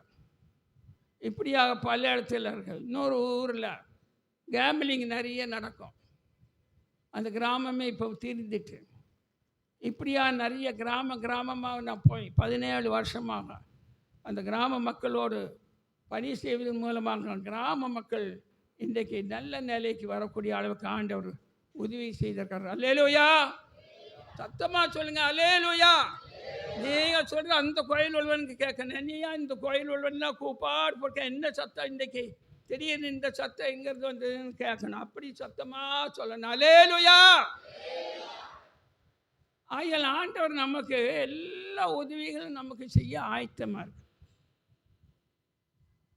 இன்றைக்கி கிராமமாக இன்றைக்கி நல்ல ஆண்டவர் கிருபையினால் அவங்க நல்லா படித்து வாழ்க்கையில் முன்னேறக்கூடிய அளவுக்கு ஆண்டவர் கிருபை செய்ய தொடர்ந்து நான் ஊழியங்கள் செய்து கொண்டு வருகிறேன். ஐயா இங்கே வரப்போது தான் நான் யோசித்தேன், இது எப்படி இருக்கும், என்ன மாதிரி கிராமமாக இருக்கும் அப்படின்னு யோசித்தேன். எனக்கு மிகுந்த மகிழ்ச்சி. இப்படி ஒரு கிராமத்தில் ஏதாவது ஒரு ஞாயிற்றுக்கிழமை செய்தி கொடுத்து இந்த மக்களோடு இருந்தால் எனக்கு ரொம்ப மகிழ்ச்சியாகவே இருக்கேன். ஒரு நாள் முழுவதும் ஆண்டவர் சொன்னார், 6 நாள் வேலை செய். எத்தனை நாள்? 6 நாள் வேலை செய். ஒரு நாள் ஓய்ந்து. எப்படி தெரியுமா?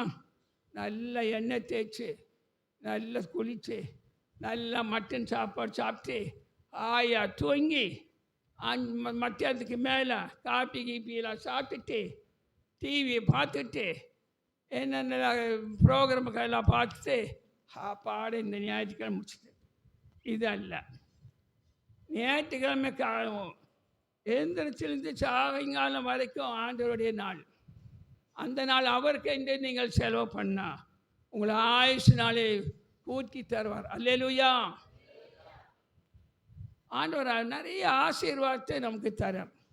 அந்த ஆசீர்வாதத்தை நம்ம நிறைய கிறிஸ்தவ சமுதாயத்துக்கு மக்கள் நாம் இழந்தே போகிறோம். இன்றைக்கு அதுப்பட்ட ஒரு செய்திக்கு தான் நான் இங்கே வந்திருக்கேன். எனக்கு அன்பான தெய்வ ஜனமே, நம்முடைய வாழ்க்கையில் ஆண்டவர் நிறைய அற்புதங்கள் செய்கிறார், அநேக நன்மைகளை செய்கிறார். நம்முடைய எண்ணத்துக்கு மேலான நன்மைகளை செய்கிறார். இப்படி செய்யும் போது நாம் சில காரியம் செய்வதற்கு ஆண்டவர் எதிர்பார்ப்பார். இப்போ நான் ஒரு முக்கியமான ஒரு மனிதனுடைய சாட்சி நான் சொல்லப்பார்.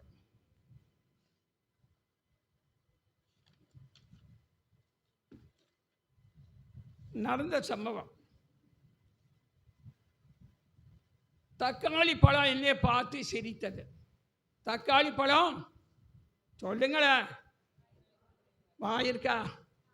மாடு தான் கேட்கும். சாட்டியா தனியா சொன்னா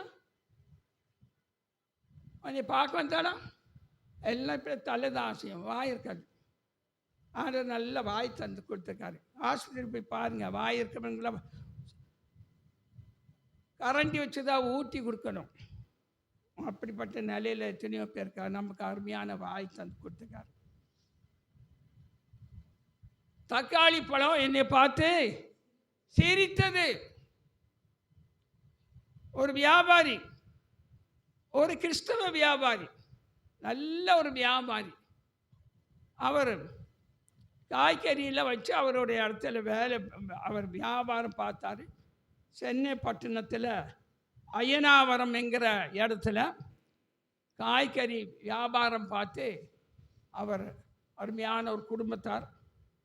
ஆலயத்தில் என்னென்ன காரியம் செய்யணுமோ அவர் முன்னின்று அந்த ஆலயத்துக்கு செய்கிற அருமையான ஒரு குடும்பத்தார், நல்ல கிறிஸ்துவ குடும்பத்தார். இவர் ஒவ்வொரு நாளும் கொத்தவால் சாடியில் போய் அவரோடு இருந்த அநேக வியாபாரிகள், இந்த சென்னை பட்டணத்தில் ஏறத்தாழ 100-150 இந்த காய்கறி வியாபாரிகள் எல்லாரும் கொத்துவாடி சாவடியில் போய் தினமும் அதிகாலையில் 3 மணிலேருந்து 4 மணிக்குள்ளாக வருகிற லாரியில் காய்கறி எல்லாம் வாங்கி சென்னை பட்டணம் முழுவதும் அவர்கள் வியாபாரம் பண்ணி கொண்டு வந்தார்கள். அவர்களில் ஒருவர் தான் இந்த கிறிஸ்தவ வியாபாரி ஒருவர். 14ஆம் தேதி 8ஆம் மாதம் 1995 ஆண்டு திங்கட்கிழமை ஒரு சம்பவம் நடந்தது அவரோட வாழ்க்கையில். எப்போதும் காலையில் எந்திரிச்சு வேதம் வாசித்து அவர் அந்த வியாபாரத்துக்கு போகும்போது அவர் 4 மணிக்குள்ளாக அந்த கொத்துவடை சாவடியில் போய் காய்கறி வாங்கிட்டு வருவது அவருடைய வழக்கம்.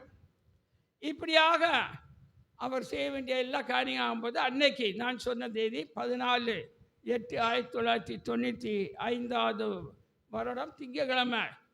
அந்த ஞாயிற்றுக்கிழமை அலுப்பில் அவர் படுத்ததில் காலையில் 5:30 மணிக்கு எழுந்திரிச்சார். திடீர்னு பார்க்காரு, முள் 5:30 இருக்கு. மனிதன் எங்கே இருக்கணும்? 3 மணிலேருந்து 4 மணிக்குள்ளே அங்கே இருக்கணும் கொத்துவாழை சாவடியில். ஆனால் இவர் 5:30 தான் எழுந்திரிச்சு பார்க்காரு, மணி 5:30 மணி. உடனே பல்லெல்லாம் வளைக்கிட்டு எப்போதும் போல வேதத்தை வாசித்தார். ஒரு நாளுமே வியாபாரத்துக்கு போக முன்னால் பல்ல வளைக்கிட்டு போனோங்கிறல வைக்க மாட்டார். வேதத்தை வாசிப்பு மாத்திரம் கடகடன்னு வாசிச்சுட்டு போக மாட்டார். வாசித்த பகுதியை தியானம் பண்ணி 1 மணி நேரம் தியானம் பண்ணி ஜெபித்து இப்படியாக கடந்து போவார். அன்றைக்கும் லேட் ஆனாலும் பரவாயில்ல அப்படின்னு சொல்லி ஜெபம் பண்ணி வேதத்தை வாசித்து தியானம் பண்ணி அங்கே போகும்போது மணி 7 மணி ஆகிவிட்டது. இதுக்கிடையில் அங்கே வந்த எல்லா வியாபாரிகளும் திரும்பி வராங்க. அவருடைய நண்பர்கள் எல்லாரும் அவரை பார்த்து சிலர் உதத்தை பிதுக்கி கொண்டு சிரித்து கொண்டு போனார்கள். இன்னொரு சில வியாபாரம் பண்ண லட்சணமையா அப்படின்னு அவர் காது கேட்க சத்தமாக சொல்லிட்டு போனவர்கள் உண்டு. இப்படியாக நையாண்டி பண்ணவர்கள் உண்டு. சிலர் பரிதாபப்பட்டவர்களும் உண்டு. நீங்கள் இன்றைக்கு லேட்டாக போய் ஒன்றுமில்லாமல் போகிறீர்களே என்று சொல்லி பரிதாபப்பட்டவர்கள் உண்டு. இப்படியாக அவர் கடந்து சென்று விட்டார்கள் வியாபாரிகள். இவர் அங்கே போய் பார்க்கும்போது ஒரு லாரியில் எல்லா பெட்டிகளும் காலி பெட்டிகளாக இருக்கிறது. என்ன செய்யன்னு சொல்லி ஒரு திண்டில் உட்கார்ந்தார். உட்கார்ந்து மிகுந்த வேதனையோடு உட்கார்ந்துருக்கும் போது திடீரென்று ஒரு லாரி அவர் பக்கத்தில் வந்து நின்றது. எட்டி பார்த்தாரு. அந்த லாரி முழுவதும் தக்காளி பழம். அந்த தக்காளி பழத்தை பார்த்து இவர் அண்ணாந்து பார்க்காரு. தக்காளி இவரை பார்த்து சிரிக்குது. வியாபாரியே, நீ கவலைப்படாத, நாங்கள் உனக்கு இருக்கோம். நீ கவலைப்படாத, நாங்கள் உனக்காக லேட்டாக வந்தோம். நீ இன்றைக்கி லேட்டாக வந்திருப்ப போல, ஆனால் நாங்களே லேட்டாக தானே. அந்த லாரி ஓனர் அவர் பக்கம் வந்து, பிரதர் கவலைப்படாதீங்க, இன்றைக்கி லேட்டாக வந்துட்டோம்.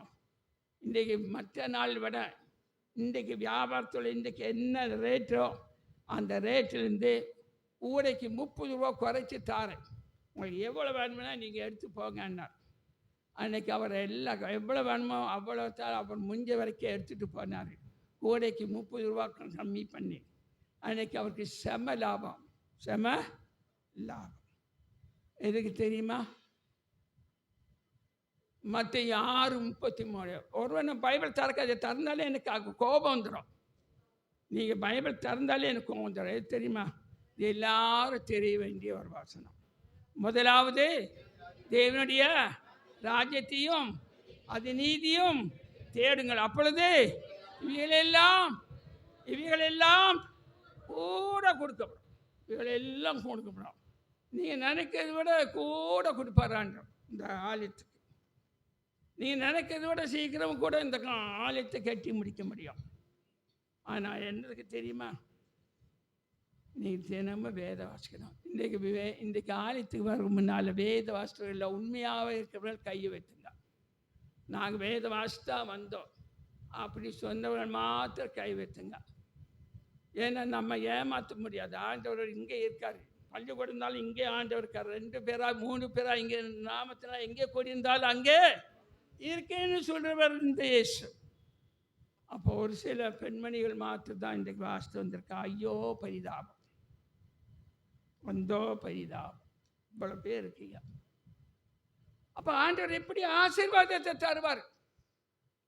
அந்த மனிதன் வியாபாரம் பண்ணுக்கு முன்னால் தினமும் ஜெபம் பண்ணி வேதத்தை வாசித்து அப்புறம் அது தியானம் பண்ணி போவார். நான் தினமும் 2 அதிகாரத்தை வாசிப்பேன். மறுநாள் திரும்பி அதே அதிகாரத்தை மனசில் வச்சு பார்ப்பேன், ஏதாவது ஞாபகம் இருக்கான்னு. இல்லைன்னு திரும்பி அது வாசித்து போகிறது அடுத்த அதிகாரம். இன்று கூட 3 அதிகாரத்தை வாசித்து வந்திருக்கேன்.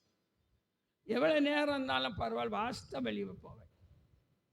அதனால தான் ஆண்டவர் எனக்கு 86 ஆண்டு ஆனாலும் எனக்கு ஆண்டவர் நல்ல சுக ஜீவன் பலன் அருள் செய்திருக்கிறார்.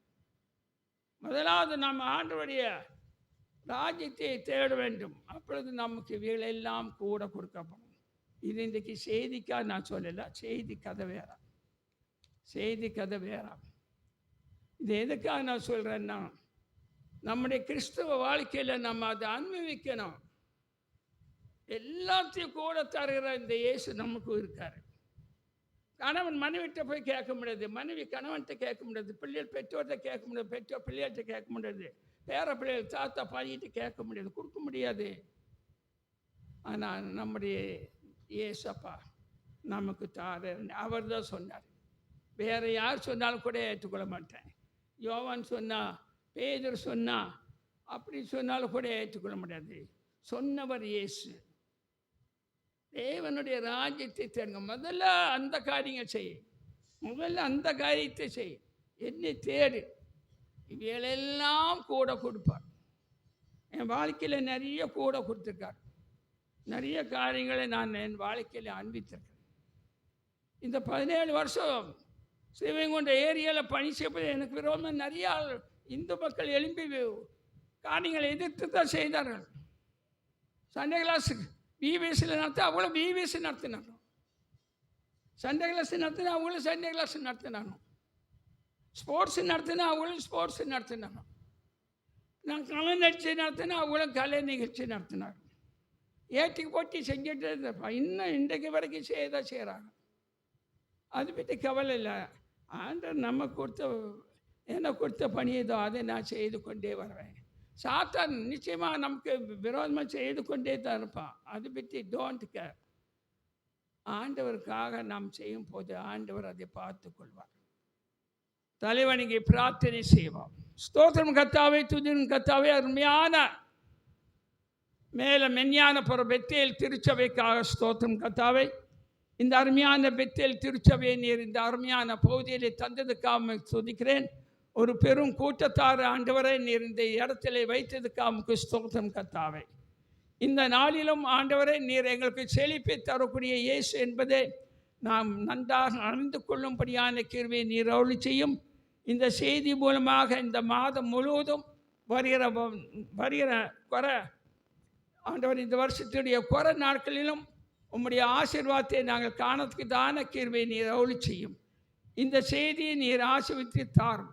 இயேசுவின் நாமத்தினால வேண்டிக் கொள்கிறோம் பிதாவே, ஆமேன். மெதுவாக சொல்லாதீ, ஆமேன் ஆமேன் ஆமேன்.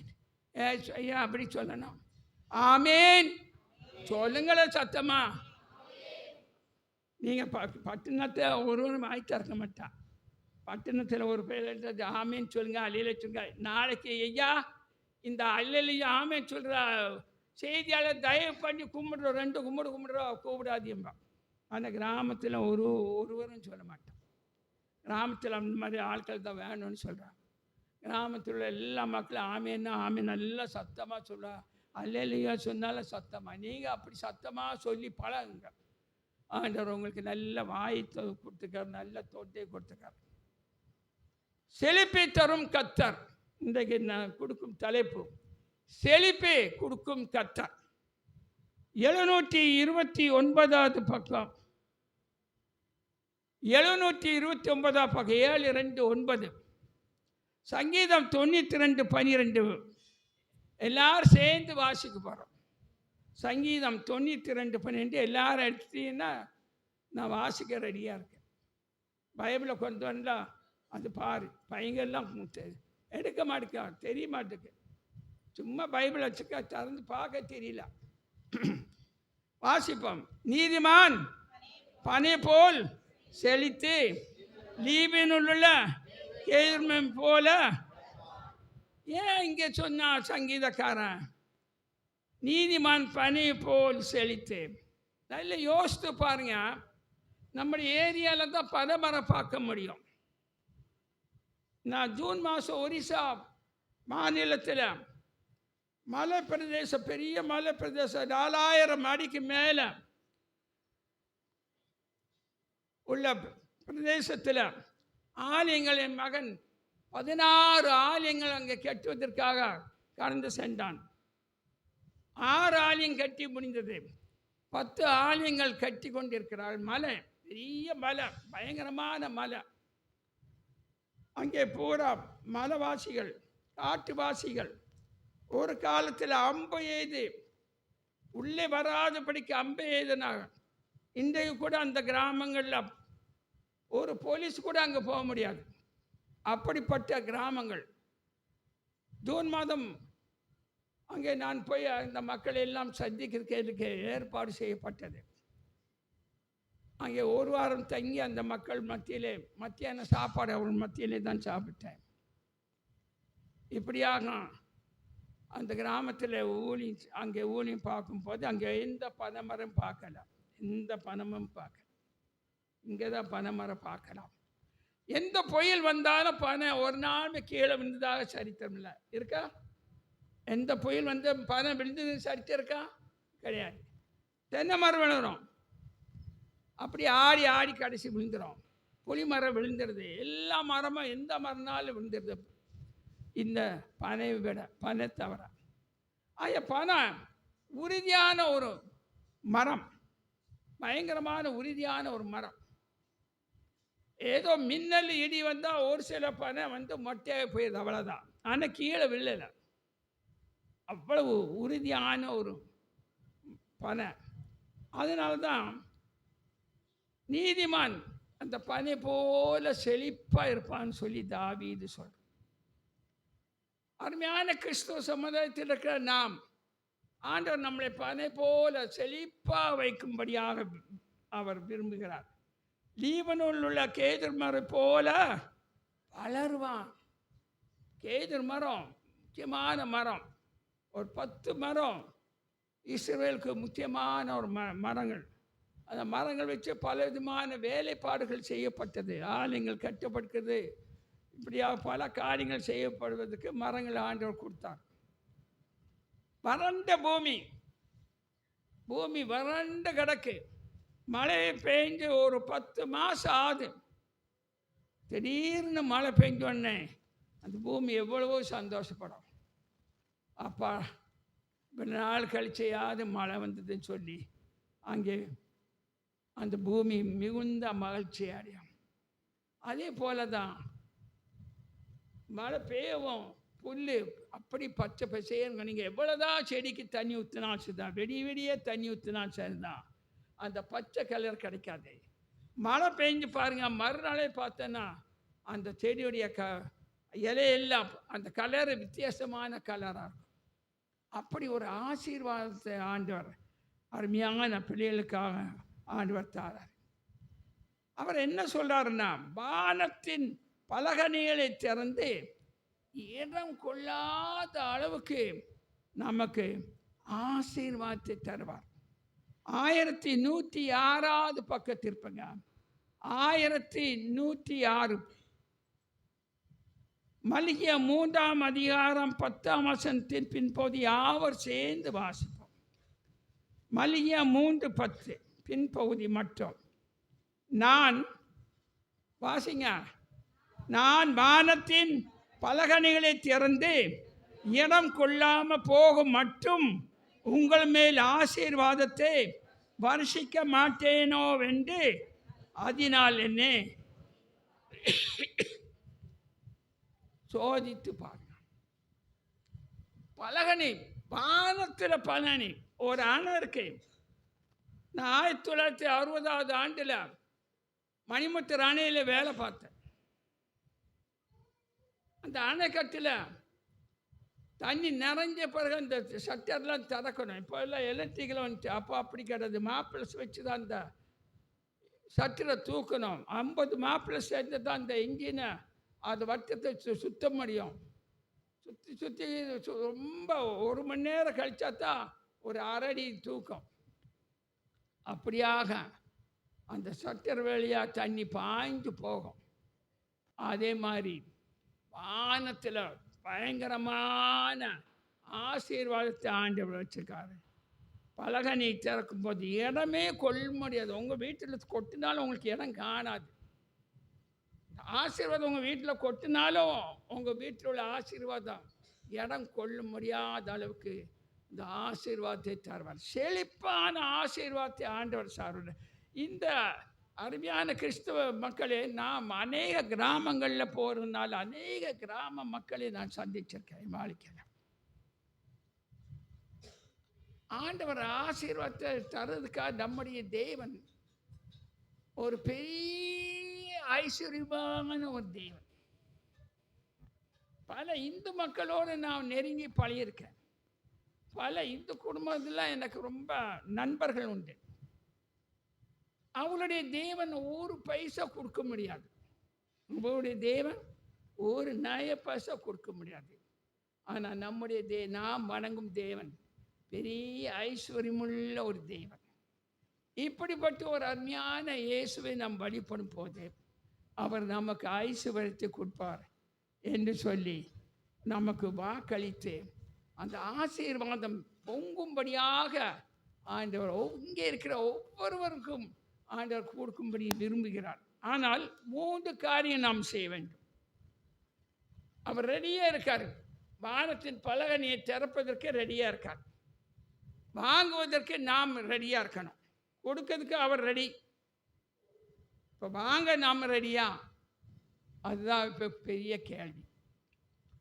முதலாவது, கர்த்தரை நாம் நம்பும் போது நாம் செழிப்பாக இருப்போம். வாசிங்க 789வது பக்கம். 789வது பக்கம். நீதிமொழிகள் 29ஆம் அதிகாரம் 25ஆம் வசனத்தின் பின்பகுதி எல்லாரும் சேர்ந்து வாசிங்க. கர்த்தரை நம்புகிறவனோ உயர்ந்த அடக்கத்தில் வைப்பார். ஏன்னா அன்பான தெய்வ ஜனமே, சில சமயம் சில கிறிஸ்தவ மக்கள் பார்த்து எனக்கு அதிக கோபமாக, ரொம்ப கோபப்படுவேன். ஏன் தெரியுமா? அவனுக்கு இந்துக்களுக்கும் எந்த வித்தியாசமும் இருக்காது, அவளுக்கு இந்துக்களுக்கும் எந்த வித்தியாசமும் வராது. ஏன் தெரியுமா? நமக்கு ஏதாவது ஒரு பிரச்சனை, நமக்கு இப்போ ஒரு வேலை வேணும், என் மகனுக்கு ஒரு வேலை வேணும்னு, உங்கள் மகனுக்கோ அல்லது உங்கள் மகளுக்கு ஒரு வேலை வேணும்.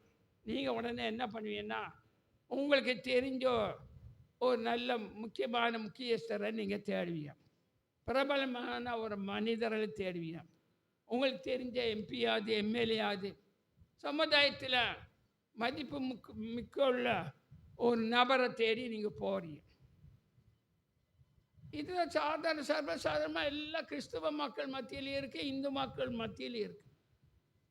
ஆனால் இவர்கள் உண்மையிலே கிறிஸ்தவர்கள் தான், இந்த ஆலயத்துக்கு வர்ற ஆள் தான், எல்லா காரியங்களும் செய்கிறவர்கள் தான், வேத வாசிக்கிறவர்கள் தான், ஜெபிக்கிற மக்கள் தான்.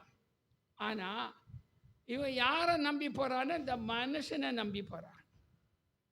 யாரை நம்பணும்னா ஆண்டவரை நம்பணும். ஆண்டவர்கிட்ட சொல்லணும், ஏசப்பா எனக்கு உதவி செய்யணும், என் மகளுக்கு ஒரு வேலை கிடைக்கணும், அல்லது என் மகளுக்கு திருமண காரியம் நடக்கணும், என் மகனுக்கு இந்த காரியம் நடக்கணும், என் குடும்பத்தில் நடக்கணும் அப்படின்னு சொல்லி நீங்கள் முதல்ல அங்கே சொல்லியிருக்கணும்.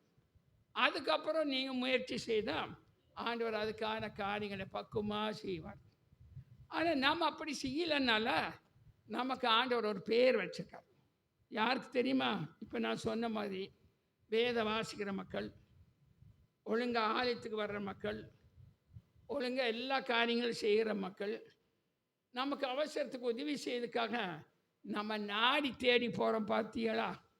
இந்த இயேசுவை பார்க்காம நம்ம சுய இஷ்டத்துக்காக சுய முயற்சினால போகிற மக்களுக்காக நம்ம கிறிஸ்தவர்களுக்கு ஆண்டவர் ஒரு பேர் வச்சுருக்கார். 2 விதமான பேர் வச்சுருக்கார். முதலாவது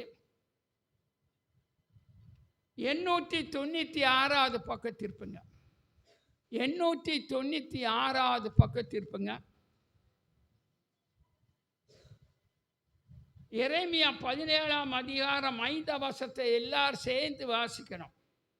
நமக்கு என்ன பேர் அங்கே சூட்டப்பட்டிருக்கேன்னு? எரேமியா 17:5 வாசிங்க.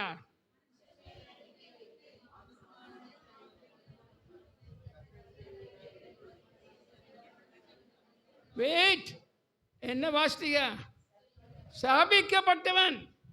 இப்போ புரியுதா?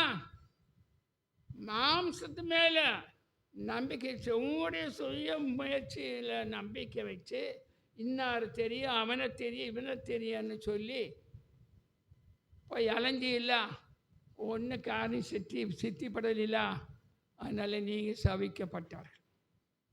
அதே வசனத்தில் இன்னொன்று இருக்குது. உண்மையிலே ஆண்டவர் கையில் ஒப்படைத்து இந்த காரியங்கள் செய்கிறவனுக்கு 7ஆம் வசனத்தை வாசிங்க.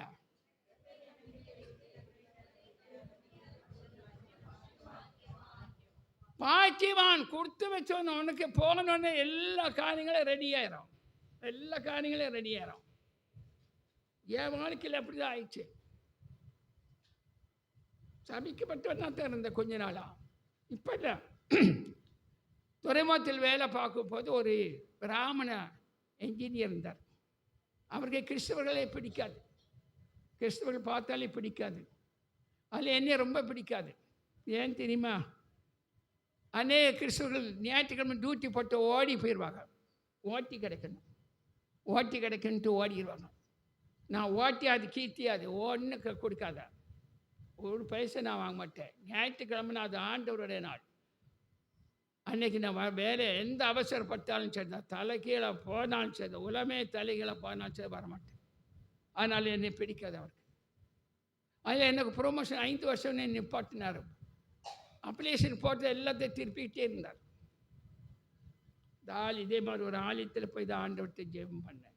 ஆண்டவரை முள்ளினால் தான் எடுக்கணும் அப்படின்னு சொல்லி ஜெபித்தேன். ஆண்டவர் முள்ளினால் எடுத்து தான் எனக்கு ஜெயத்தை கொடுத்தார். அல்லேலூயா.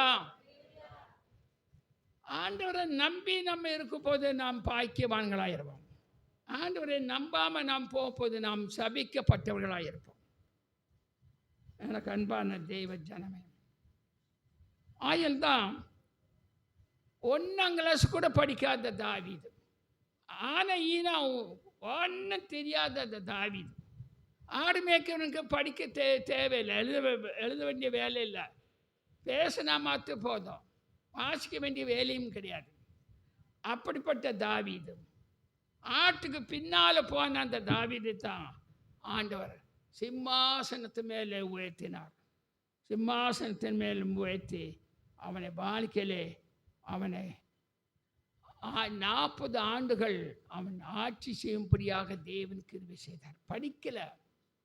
இன்றைக்கு பாருங்க, குருவானவன் பிஎடி படிச்சுட்டு வராங்க. இந்த தாவீது எழுதின சங்கீதத்துக்கே அவள் விளக்க கொடுக்க முடியல.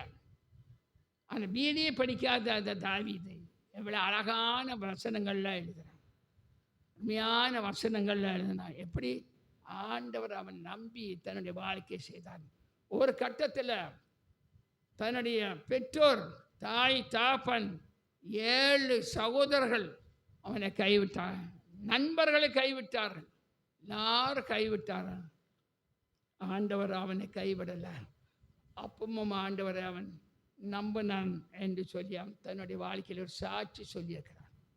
எனக்கு அன்பான தேவ ஜனமே, நம்முடைய வாழ்க்கையில் எல்லா விதமான ஆசீர்வாதத்தை தர வேண்டுமானால் நாம் உலக பரமான மக்களை நம்பக்கூடாது. ஆண்டவர் மீது முழு நம்பிக்கையோடு வைக்கும் போது ஆண்டவர் நம்மளை ஆசீர்வதிப்பார். 2ஆவதாக ஆண்டவர் நமக்கு கொடுக்கும் காரியம் 772வது பக்கம், நீதிமொழிகள் 11:25. நீதிமொழிகள் 11ஆம் அதிகாரம் 25ஆம் வசனம். எல்லாரும் சேர்ந்து வாசிப்போம். உதாரண குணமுள்ள ஆத்மா, சரி அவ்வளோதான், ஒரே வரிதான், அதுக்கு மேலே கிடையாது. இது எழுதின பெரிய ஞானி, விஞ்ஞானியிலே பெரிய விஞ்ஞானி. இப்போ இருக்கிற விஞ்ஞானிக்கு 100 மடங்கு விஞ்ஞானி, படித்த மேதாவி. அப்படிப்பட்ட சாலமன் ஒரே வரியில் அளித்தா, உதாரண குண ஆத்மா செழிக்கும். நீங்கள் ஆண்டவருக்காக நீங்கள் செய்யும் போது ஆண்டவர் உங்களுக்கு ஆசீர்வாதத்தை தருவார். ஆலயத்துக்கு நீங்கள் நல்ல தாராளம் கொடுங்க.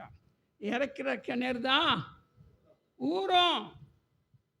நீங்கள் கொடுத்துட்டே இருந்தாலும் உங்களை ஆசீர்வதித்து கொண்டே இருப்பார்.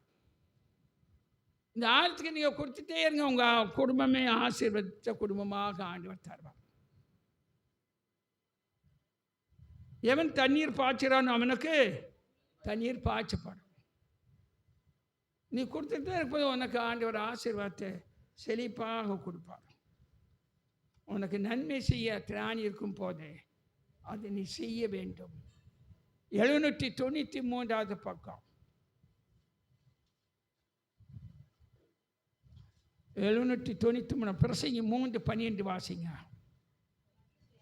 மகிழ்ச்சியாக இருப்பதும் வீரோடு இருக்கையில் நன்மை செய்வது இல்லாமல் வேறொரு நன்மையும் மனுஷனுக்கு இல்லை என்று அறிந்தேன் என்று சொல்லி இந்த பெரிய ஞானி, நல்ல வேளை 500 5000 பொண்டாட்டி கட்டணும், நல்ல வேளை அது கெட்ட முன்னால் இந்த வசனத்தை எழுதிட்டு போனான். நல்ல வேளை 3 புஸ்தகத்தை அழகாக எழுதினான். நீதிமொழி, பிரசங்கி, உன்னத பாட்டு. அதுக்கப்புறம் தான் பாவத்துக்குள்ளாக கடந்து சென்றான். அவனை ஆண்டவர் 2 தடவை அவனை எச்சரித்து இருந்தோம், மனம் திரும்பாமல் போனான். ஆனால் அதுக்கு முன்பாக ஆண்டவருக்கு உத்தமத்தோடு அவன் வாழ்க்கை செய்யப்போது ஆண்டவர் ஆசீர்வதித்தார். மக்கள் மகிழ்ச்சியாக இருக்கணும்.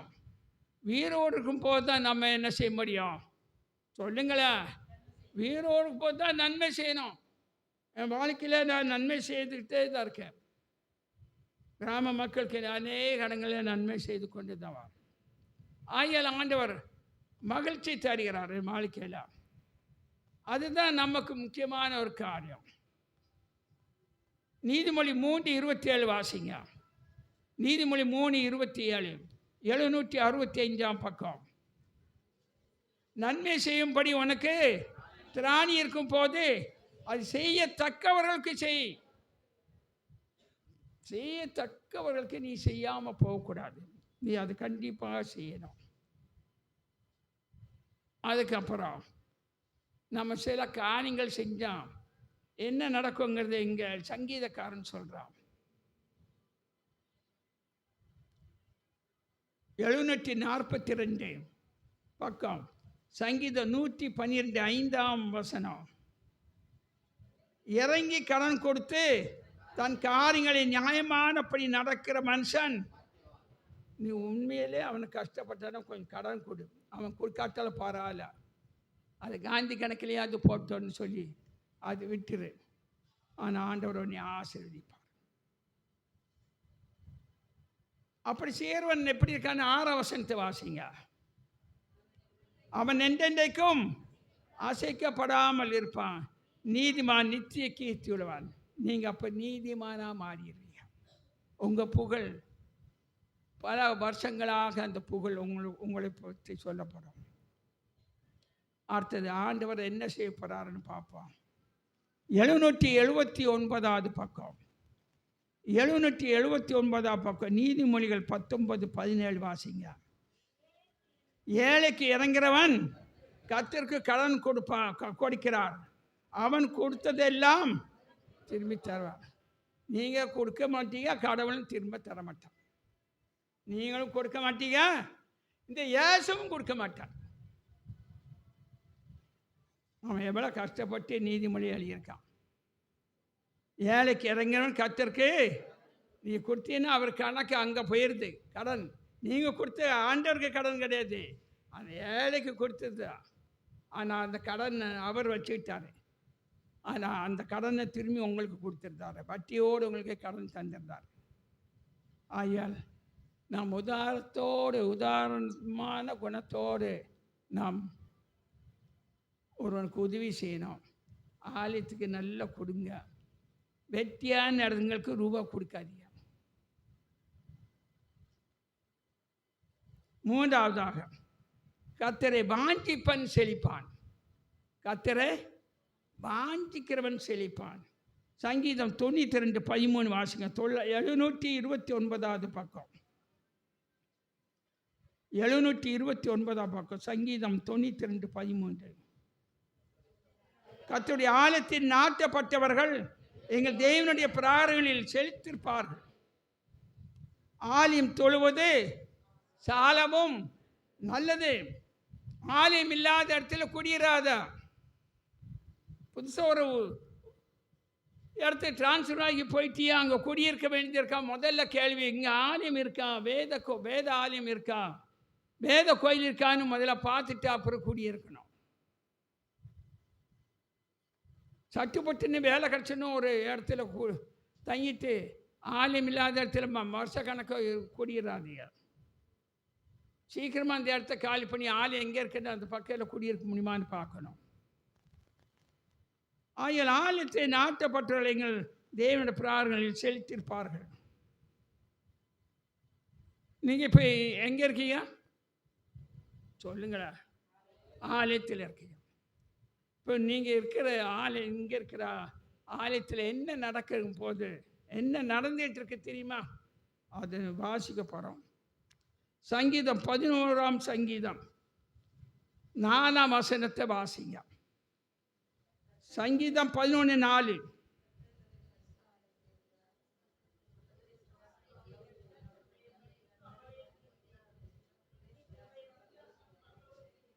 முடிச்சிட்டீங்களா? வெயிட் மாஸ்டர், முடிச்சிட்டீங்களா? எவ்வளோ சீக்கிரம் வாசித்தீங்களா? கர்த்தர் தம்முடைய பரிசுத்த ஆலயத்தில் முதல்ல 3 குறிப்பு அதில் இருக்கு. வேகமாக வாசித்தீங்க, பிரயோஜனம் இல்லாமல். முதல்ல கர்த்தர் எங்கே இருக்காரு? நீங்கள் எங்கே இருக்கீங்க? ஆலயத்தில். அப்போ இந்த ஆலயத்தில் யார் இருக்கா? கர்த்தர். இப்போ இருக்கிற கர்த்தர் இப்போ என்ன செய்கிறாருன்னு அடுத்த வசனத்தை வாசிங்க. அவருடைய கண்கள் மனுபுத்திரை பார்க்குது. அவர் சும்மா உட்காரல, சும்மா நிற்கல. அவர் கண் ஒவ்வொருவனையாக பார்க்கு. நீ என்னெல்லாம் செய்றியா? உண்மையிலேயே பைபிளை திறந்து வாசிக்கிறியா? சும்மா தாத்தா என்ன சொல்கிறாருன்னு கேட்டுட்டு இருக்கன்னு பார்க்கியா? என்ன பண்ணுற? இது ஆண்டவர் பார்க்காரு. அவர் கண்கள் மனுபுத்திரரே பார்க்குது. 3 அவருடைய இமைகள், அவருடைய இமைகள் இமையில இருக்கான்னு பாருங்க. ஒரு சமயம் இமை இல்லாமல் போயிடும். இமை ஒவ்வொருவனையும் சோதிக்கு. லேசான காரியம் இல்லை. நம்ம ஆளுத்துக்கு லேசான காரியம் இல்லை. அவர் அங்கிருந்து நம்ம பார்க்காரு. அவன் முதல்ல இருக்கார் ஆலயத்தில். ரெண்டாவது அவர் கண்ணு மூடிட்டு இருக்குல்ல, தூங்கலை. நல்ல மொட்டை கண் வச்சு நல்லா முழிச்சு பார்க்காரு. கண்ணாடி கூட அவருக்கு தேவை கிடையாது. நல்லா பார்க்காரு. ஒவ்வொரு ஆளையும் பார்க்காரு. ஆர்கன் வாசிக்கிறவன்னு பார்க்காரு. அந்த அம்மாவும் பார்க்காரு. எல்லாரையும் பார்க்காரு. அடுத்தது அவர் ஒவ்வொருவனையும் சோதிக்கு. என்ன சோதிக்கு தெரியுமா? இங்கே இருக்கும்போதே அடுக்கல்ல அந்த மாப்பிள்ளை சொல்லிட்டு வந்த கறியில் வாங்கிட்டு வர சொல்லி வாங்கிட்டு வந்தாரா என்ன தெரியல. ஆளையும் காணோம். கோயிலுக்கு ஆளையும் காணோம். வச்சிருப்பாரா? ஸ்டவ் அடைக்க வந்துட்டேனா தெரியலையா? வீடை பூட்டிட்டு வந்தேனான்னு தெரியலையா? சாவி எங்கே வச்சுட்டேன்னு தெரியலையா? இப்படி உங்கள் மனசு எங்கெங்கெல்லாம் ஓடுதோம் அதை அவர் சோதிக்கார். உங்களுடைய மன நிலைமைகள் எல்லாம் அவர் சோதிக்கார். ஆனால் ஆலயத்தில் நீங்கள் இருக்கீங்க, அதில் சந்தேகமே இல்லை. அவரும் இருக்கார், இயேசுவும் இருக்கார். நீங்களும் இருக்கீங்க, இந்த இயேசுவும் இருக்கார். ஆனால் அவர் கண்கள் ஒவ்வொருவனையும் பார்க்க, அவன் இயேசைகள் ஒவ்வொருவரையும் சோதிக்க. இப்படியாக ஆண்டவர் என்ன செய்கிறாருன்னா, இவ்வளவு கஷ்டப்பட்டு வந்துட்டோம்யா, உங்களுக்கு என்ன தெரியும்? இன்றைதான் தூத்துக்குடியில் வந்துட்டு சொல்லிடுறீங்களா? நாங்கள் படுற பாடம் எங்களுக்கெல்லாம் தெரியும். 691 பக்கம் நான் செய்தி முடிச்சிடுவேன். சங்கீதம் 36:8. சங்கீதம் 36:8. உம்முடைய ஆலயத்தில் உள்ள சம்பூரணத்தினால் திருப்தி அடைவார்கள். உமது பேரின்ம நதியினால் அவர்கள் தாகத்தை தீர்க்கும். இந்த ஆலயத்தில் வந்துற அனைவரும் இன்றைக்கு எப்படி போறீன்னா சம்பூரணமாக போகிறோம். இன்றைக்கு வந்துக்கிற எல்லாரும் எப்படி போகணும்னா சம்பூரணமாக போனோம், திருப்தியாக போனோம். ஐயா இன்றைக்கு தான்யா ஏசப்பா இத்தனை நாள் கழித்து நல்ல ஒரு செய்தி மூலமாக என்கிட்ட பேசியிருக்கீங்க. நான் இந்த செய்தி இந்த மாதம் பூரா போன எல்லா இடங்களுக்கும் கொடுத்துருக்கேன். நிறைய பேர் என்கிட்ட சொல்லியிருக்காங்க, இந்த செய்தி எங்களுக்கு ரொம்ப பிரயோஜனமாக இருக்குது, நாங்கள் என்ன நினச்சி வந்தோமோ அந்த செய்தியை நீங்கள் எங்களுக்கு கொடுத்துருக்கீங்க. இந்த ஆலயத்தில் இருக்கிற அத்தனை பேரும் மகிழ்ச்சியாக போனோம், சம்பூரணமாக போனோம். பேரின்ப நதியினால் அவர்கள் தாகத்தை, நீங்கள் என்ன எண்ணத்தோடு இங்கே வாரீர்கள், உங்களுடைய கண்ணீர்கள் கவலைகள் எல்லாவற்றையும் அவனிடத்தில் வைக்கும் போது அவைகளெல்லாம் உங்களுக்கு நன்றாக செய்து முடிக்கிறாருங்கிற நம்பிக்கையோடு மன மகிழ்ச்சியோடு நீங்கள் உங்களுடைய இல்லங்களுக்கு இன்றைக்கு கடந்து செல்லுங்கள். அப்படி செய்யும் போது ஆண்டவர் ஆசீர்வாதத்தை தருவார். கடைசியாக ஒரு வசனம், எல்லாருக்கும் தெரிஞ்ச வசனம் தான். 781 பக்கம், சங்கீதம் 122:1 வாசிப்போம். சங்கீதம் 122:1 நமக்கு தெரிஞ்ச வசனம். கர்த்தருடைய ஆலயத்துக்கு போவோம் வாருங்கள் என்று எனக்கு அவர்கள் சொன்ன போது நான் துக்கமாக இருந்தேன். ஐயோ இந்த ஆலயத்துக்கு போகணுமே, இப்போ போயிட்டா மணி அடிச்சு போட்டாரா, கோயில் கொட்டியார் மணி அடிச்சுட்டாரா? அப்படியா? அவன் கோயிலே கிடையாது. இந்த எழுதின மனுஷன் காலத்தில் கோயிலே கட்டலை, வெறும் கூடாரம் தான் இருந்தது. அவன் மகன் காலத்தில் தான் ஆலயமே கட்டப்பட்டது. ஆனால் கர்த்தருடைய ஆலயத்துக்கு போவோன்னு சொன்னனே மகிழ்ச்சியாக இருந்தான். நான் கூடாரத்தில் அந்த கூடாரத்து வாசல் படியிலே காத்திருப்பதை தெரிந்து கொள்கிறேன்னு சொல்லி சந்தோஷமாக எழுதின வந்த தாவீது. ஆயால் தான் தாவீது ரொம்ப ஆசீர்வதித்தார். வேதத்தில் நிறைய இடங்களில் அவனை குறித்து ஆண்டவர் நிறைய சாட்சி சொல்லியிருக்கிறார். 3 காரியத்தை சொன்னேன்.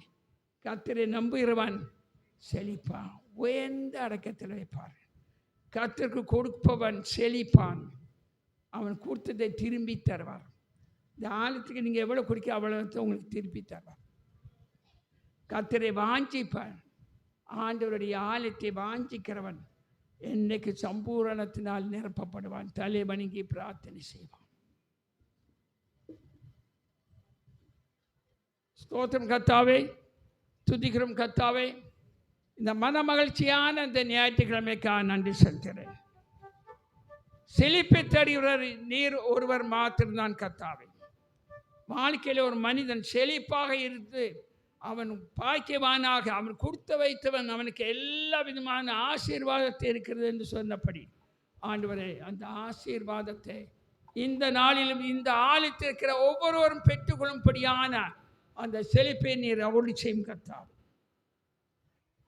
உம்முடைய ஆலயத்தை வாஞ்சிக்கிற மக்களாக, உம் ஆலயத்தை நேசிக்கிற மக்களாக, கொடுக்கிற மக்களாக, ஆண்டவரை உண்மை நம்புகிற மக்களாக, மனிதனை அல்ல உண்மை நம்பி எல்லா காரியங்களும் செய்கிற மக்களாக, இப்படியாக 3 காரியங்கள் செய்கிற ஒவ்வொரு மக்களையும் நீர் ஆண்டவரை அபிரிதமாக செழிப்பான மக்களாக நீர் ஆக்க போவதற்காக நன்றி செலுத்துகிறேன். அவர் வாழ்க்கையில் அந்த ஆசீர்வாதத்தை அவர்கள் பெற்று அனுபவிக்கும்படியான கிருபையை நீர் அருளி செய்யும். இயேசுவின் நாமத்தினாலே வேண்டிக் கொள்கிறோம் பிதாவே, ஆமென். அல்லேலூயா.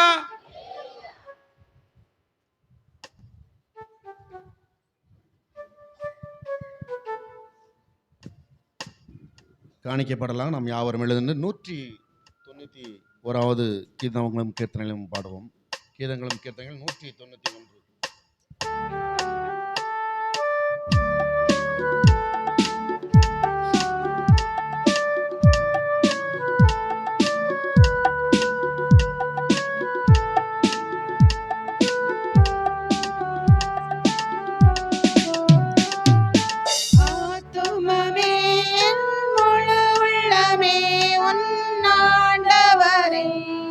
தொழுதேத்து என் நாள் வரை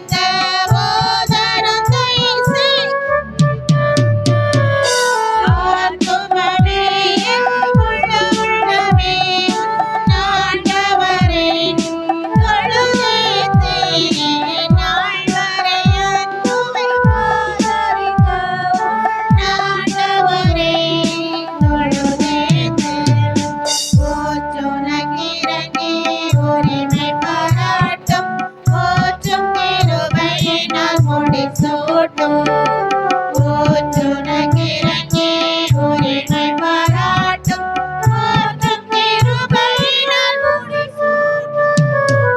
ஆத்துமமே என் முழு உள்ளமே உன் ஆண்டவரின் தொழுவேத்தே என் நாள் வரை அன்புவை காதரித்த உன் ஆண்டவரின் தொழுவேத்தே.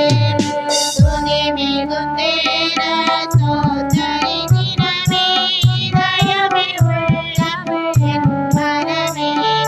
துதி மிகுந்தேற சோதரி தினமே இதயமே உள்ளமே என் மனமே. ஆத்துமமே முழு உள்ளமே உன் ஆண்டவரின் தொழுவேத்தே நாள் வரை அன்புவை காதரித்த உன் ஆண்டவரின் தொழுவேத்தே. ஜெபம் செய்வோம். கிருபை நிறைந்த எங்கள் நல்ல தகப்பனே, உம்முடைய பாதபடியிலே அமர்ந்து உம்முடைய வார்த்தைகளை கேட்கும்படியாக நீர் கொடுத்த கிருபைகளுக்காய் உமக்கு நன்றி செலுத்துகிறோம். அந்த வார்த்தைகளின்படி எளியோருக்கு உதவி செய்ய என் தேவன் எங்களுக்கு கிருபை பாராட்டும்படியாய் செபிக்கிறோம் சுவாமி. நன்மையினாலும் கிருபினாலும் எங்களை முடிசூட்டி கொள்ளும்படியாய் செபிக்கிறோம் ஆண்டவரே. ஆண்டவரே, உம்முடைய ஊழியத்தை நிறைவேற்றின அருமையான ஐயாவுக்காக உமக்கு நன்றி செலுத்துகிறோம். ஆண்டவரே, நல்ல சுக பலன் ஆரோக்கியத்துக்காக நன்றி செலுத்துகிறோம். அன்றைய ஊழியத்திலே போக்கிலும் வரத்திலும் தேவனாய கர்த்தர் பாதுகாத்து கொள்ளும்படியாய் செபிக்கிறோம். நன்மையினாலும் கிருபினாலும் அவர்களை மூடி மறைத்து கொள்ளும்படியாய் செபிக்கிறோம் சுவாமி. ஆண்டவரே, குடும்பத்தின் தேவைகள் எல்லாவற்றையும் சந்திப்பீராக, ஊழியத்தின் தேவைகள் எல்லாவற்றையும் சந்திப்பீராக. முழு குடும்பத்தையும் உடைய கரத்திலே கொடுத்து செபிக்கிறோம் சுவாமி. அவர்கள் வேண்டிக் கொள்கிற எல்லா காரியங்களையும் நன்மைகளையும் தேவன் கொடுத்து ஆசீர்வதிக்கும்படியாய் செபிக்கிறோம் சுவாமி. உமக்கென்று ஆண்டவரே நாங்கள் படைத்திருக்கிற அந்த அன்பின் காணிக்கைக்காய் உமக்கு நன்றி செலுத்துகிறோம் சுவாமி. உம்மிடத்திலிருந்து பெற்றுக்கொண்டதில் ஒரு பகுதியை நாங்கள் உமக்கென்று கொடுத்திருக்கிறோம். என் தேவனாய கர்த்தர் மோசேர் சொன்னது போல 1000 மடங்கு ஆசீர்வாதங்களை கர்த்தர் உங்களுக்கு தருவார் என்று சொன்னது போல அந்த ஆண்டவரே உம்முடைய ஆசீர்வாதங்களை உம்முடைய பிள்ளைகளை நீர் கொடுத்து ஆசீர்வதிக்கும்படியாய் செபிக்கிறோம் சுவாமி. இந்த நாளிலும் எங்கள் மத்தியிலே கடந்து வர ஆண்டவரே ஐயா அவர்களுக்கு, ஆண்டவரே ராஜ்குமார் ஐயா அவர்களுக்கு நீர் கிருபை செய்திருக்காய் உமக்கு ஸ்தோத்திரம். அன்றரை இன்னும் சரீரத்தில் காணப்படுகிற எல்லா பலவீனங்களையும் மாற்றி நல்ல சுகத்தையும் பலத்தையும் ஆரோக்கியத்தையும் கட்டடும்படியாய் செபிக்கிறோம் சுவாமி. எங்களுடைய ஆலய கட்டுமான பணிகளுக்காய் கொடுத்த பிள்ளைகளுக்காய் ஸ்தோத்திரம். கொடுத்த ஒவ்வொரு பிள்ளைகளையும் தேவனாய கர்த்தர் ஆசீர்வதிக்கும்படியாய் செபிக்கிறோம். ஆண்டவரே, எங்களுக்கு கட்டுமான பணிக்கு என்று கொடுக்க வேண்டியவர்களுக்கு ஆண்டவரே கையின் பிரயாசங்களை ஆசீர்வதித்து கொடுக்கும்படியாய் நாங்கள் செபிக்கிறோம் சுவாமி. ஆலய கட்டுமான பணியிலே வேலை செய்கிற பிள்ளைகளுக்காக ஆண்டவரே, ஆலய கட்டுமான பணியிலே முன்னின்று ஆண்டவரே காணிக்கை பிரிக்கிற பிள்ளைகளுக்காக எமக்கு நன்றி செலுத்துகிறோம். ஒவ்வொரு பிள்ளைகளையும் தேவனாய கர்த்தர் ஆசீர்வதித்து வழிநடத்தி பாதுகாத்துக் கொள்ளும்படியாய் செபிக்கிறோம் சுவாமி. திருச்சபைக்காய், திருச்சபையின் குடும்பங்களுக்காய் ஸ்தோத்திரம். சிறு பிள்ளைகள் முதற்கொண்டு பெரியோர் வரைக்கும் நல்ல சுக பலன் ஆரோக்கியத்தை கட்டளிடுவீராக. வாஞ்சிகள், விருப்பங்கள், தேவைகளை சந்திப்பீராக சுவாமி. அன்றைய சிறு பிள்ளைகள் கல்வியில் ஞானத்திலும் அறிகிறதில் வளர்ந்து பெருகட்டும். அன்றைய வாலிப பிள்ளைகள் உடைய நாமத்தை மகிமைப்படுத்துகிற பிள்ளையாக காணப்படட்டும். அன்றைய கல்வியில் ஞானத்திலும் அறிகிறதில் வளர்ந்து பெருக. அன்றைய மேற்படிப்பிற்காய், வேலை வாய்ப்புகளுக்காய், திருமண நாட்களுக்காய், அன்றைய குழந்தை பாக்கியத்திற்காய், குடும்ப வாழ்க்கைக்காய் நமக்கு நன்றி செலுத்துகிறோம் சுவாமி. ஒவ்வொரு பிள்ளைகளை ஆசீர்வதித்து வழிநடத்தும்படியாய் செபிக்கிறோம் சுவாமி. பெற்றோர்களுக்காய், பெரியோர்களுக்காய் ஸ்தோத்திரம். புஷ்டி பசுமையாக இருக்கிறதுக்கான கிருபைகளை தாரும். நல்ல சுக பலன் ஆரோக்கியத்தை கட்டளிடும். அன்றைய அவள் வாஞ்சிகள், விருப்பங்கள், தேவைகள் எல்லாவற்றையும் சந்திக்கும்படியாய் செபிக்கிறோம் சுவாமி. கையின் பிரயாசங்களாய் விவசாய பணிகள், ஆடு மாடுகள், வியாபாரங்கள், தொழில் சலங்களிலே வேலை செய்கிற பிள்ளைகள், அரசாங்கத்திலே வேலை செய்கிற பிள்ளைகள், இன்னும் பற்பல காரியங்கள் செய்கிற பிள்ளைகள், ஊழியம் செய்கிற பிள்ளைகள் ஒவ்வொருவரையும் நம்முடைய கடத்திலே கொடுத்து ஜபிக்கிறோம் சுவாமி. ஒவ்வொரு பிள்ளைகளையும் ஆசீர்வதியும். எங்களை தாழ்த்துடைய சமூகத்தில் அர்ப்பணிக்கிறோம். எங்களை ஆசீர்வதியும், வழி நடத்தும், பாதுகாத்துக் கொள்ளும். துதி கனம் மகிமை யாவையும் உமக்கு ஒருவருக்கே செலுத்துகிறோம். இயேசுவின் நாமத்தில் பிதாவே, ஆமென். அனுக்கிரக வார்த்தையோடே இப்போது அடியாரை அனுப்புமையா. மனமதில் தயவுற மகத்துவ பரனே வந்தன உமக்காமே. மனமதில் தயவுற மகத்துவ பரனே வந்தன உமக்காமே.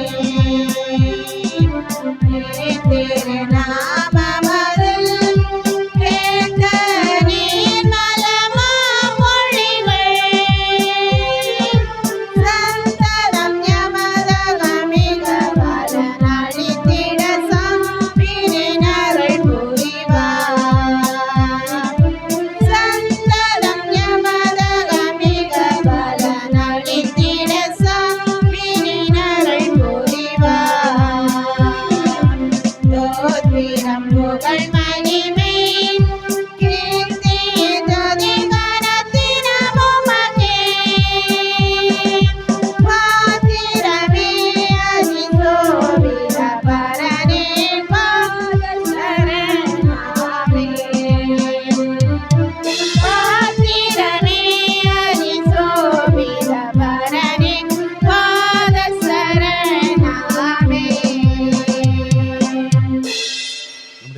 இயேசு கிறிஸ்துவினுடைய கிருபையும் பிதாவாகிய தேவனுடைய அன்பும் பரிசுத்த ஆவியினுடைய ஐக்கியம் வழிநடத்தலும் பாதுகாப்பும் இன்னும் இன்னும் சதா காலங்களில் நம்மனோட தங்கி தாவரிப்பதாக.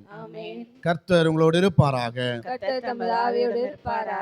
தேவ சமாதானத்தோடு சென்று வாருங்கள். கர்த்தருடைய நாமத்தினாலே ஆமென். அல்லேலூயா. அல்லேலூயா.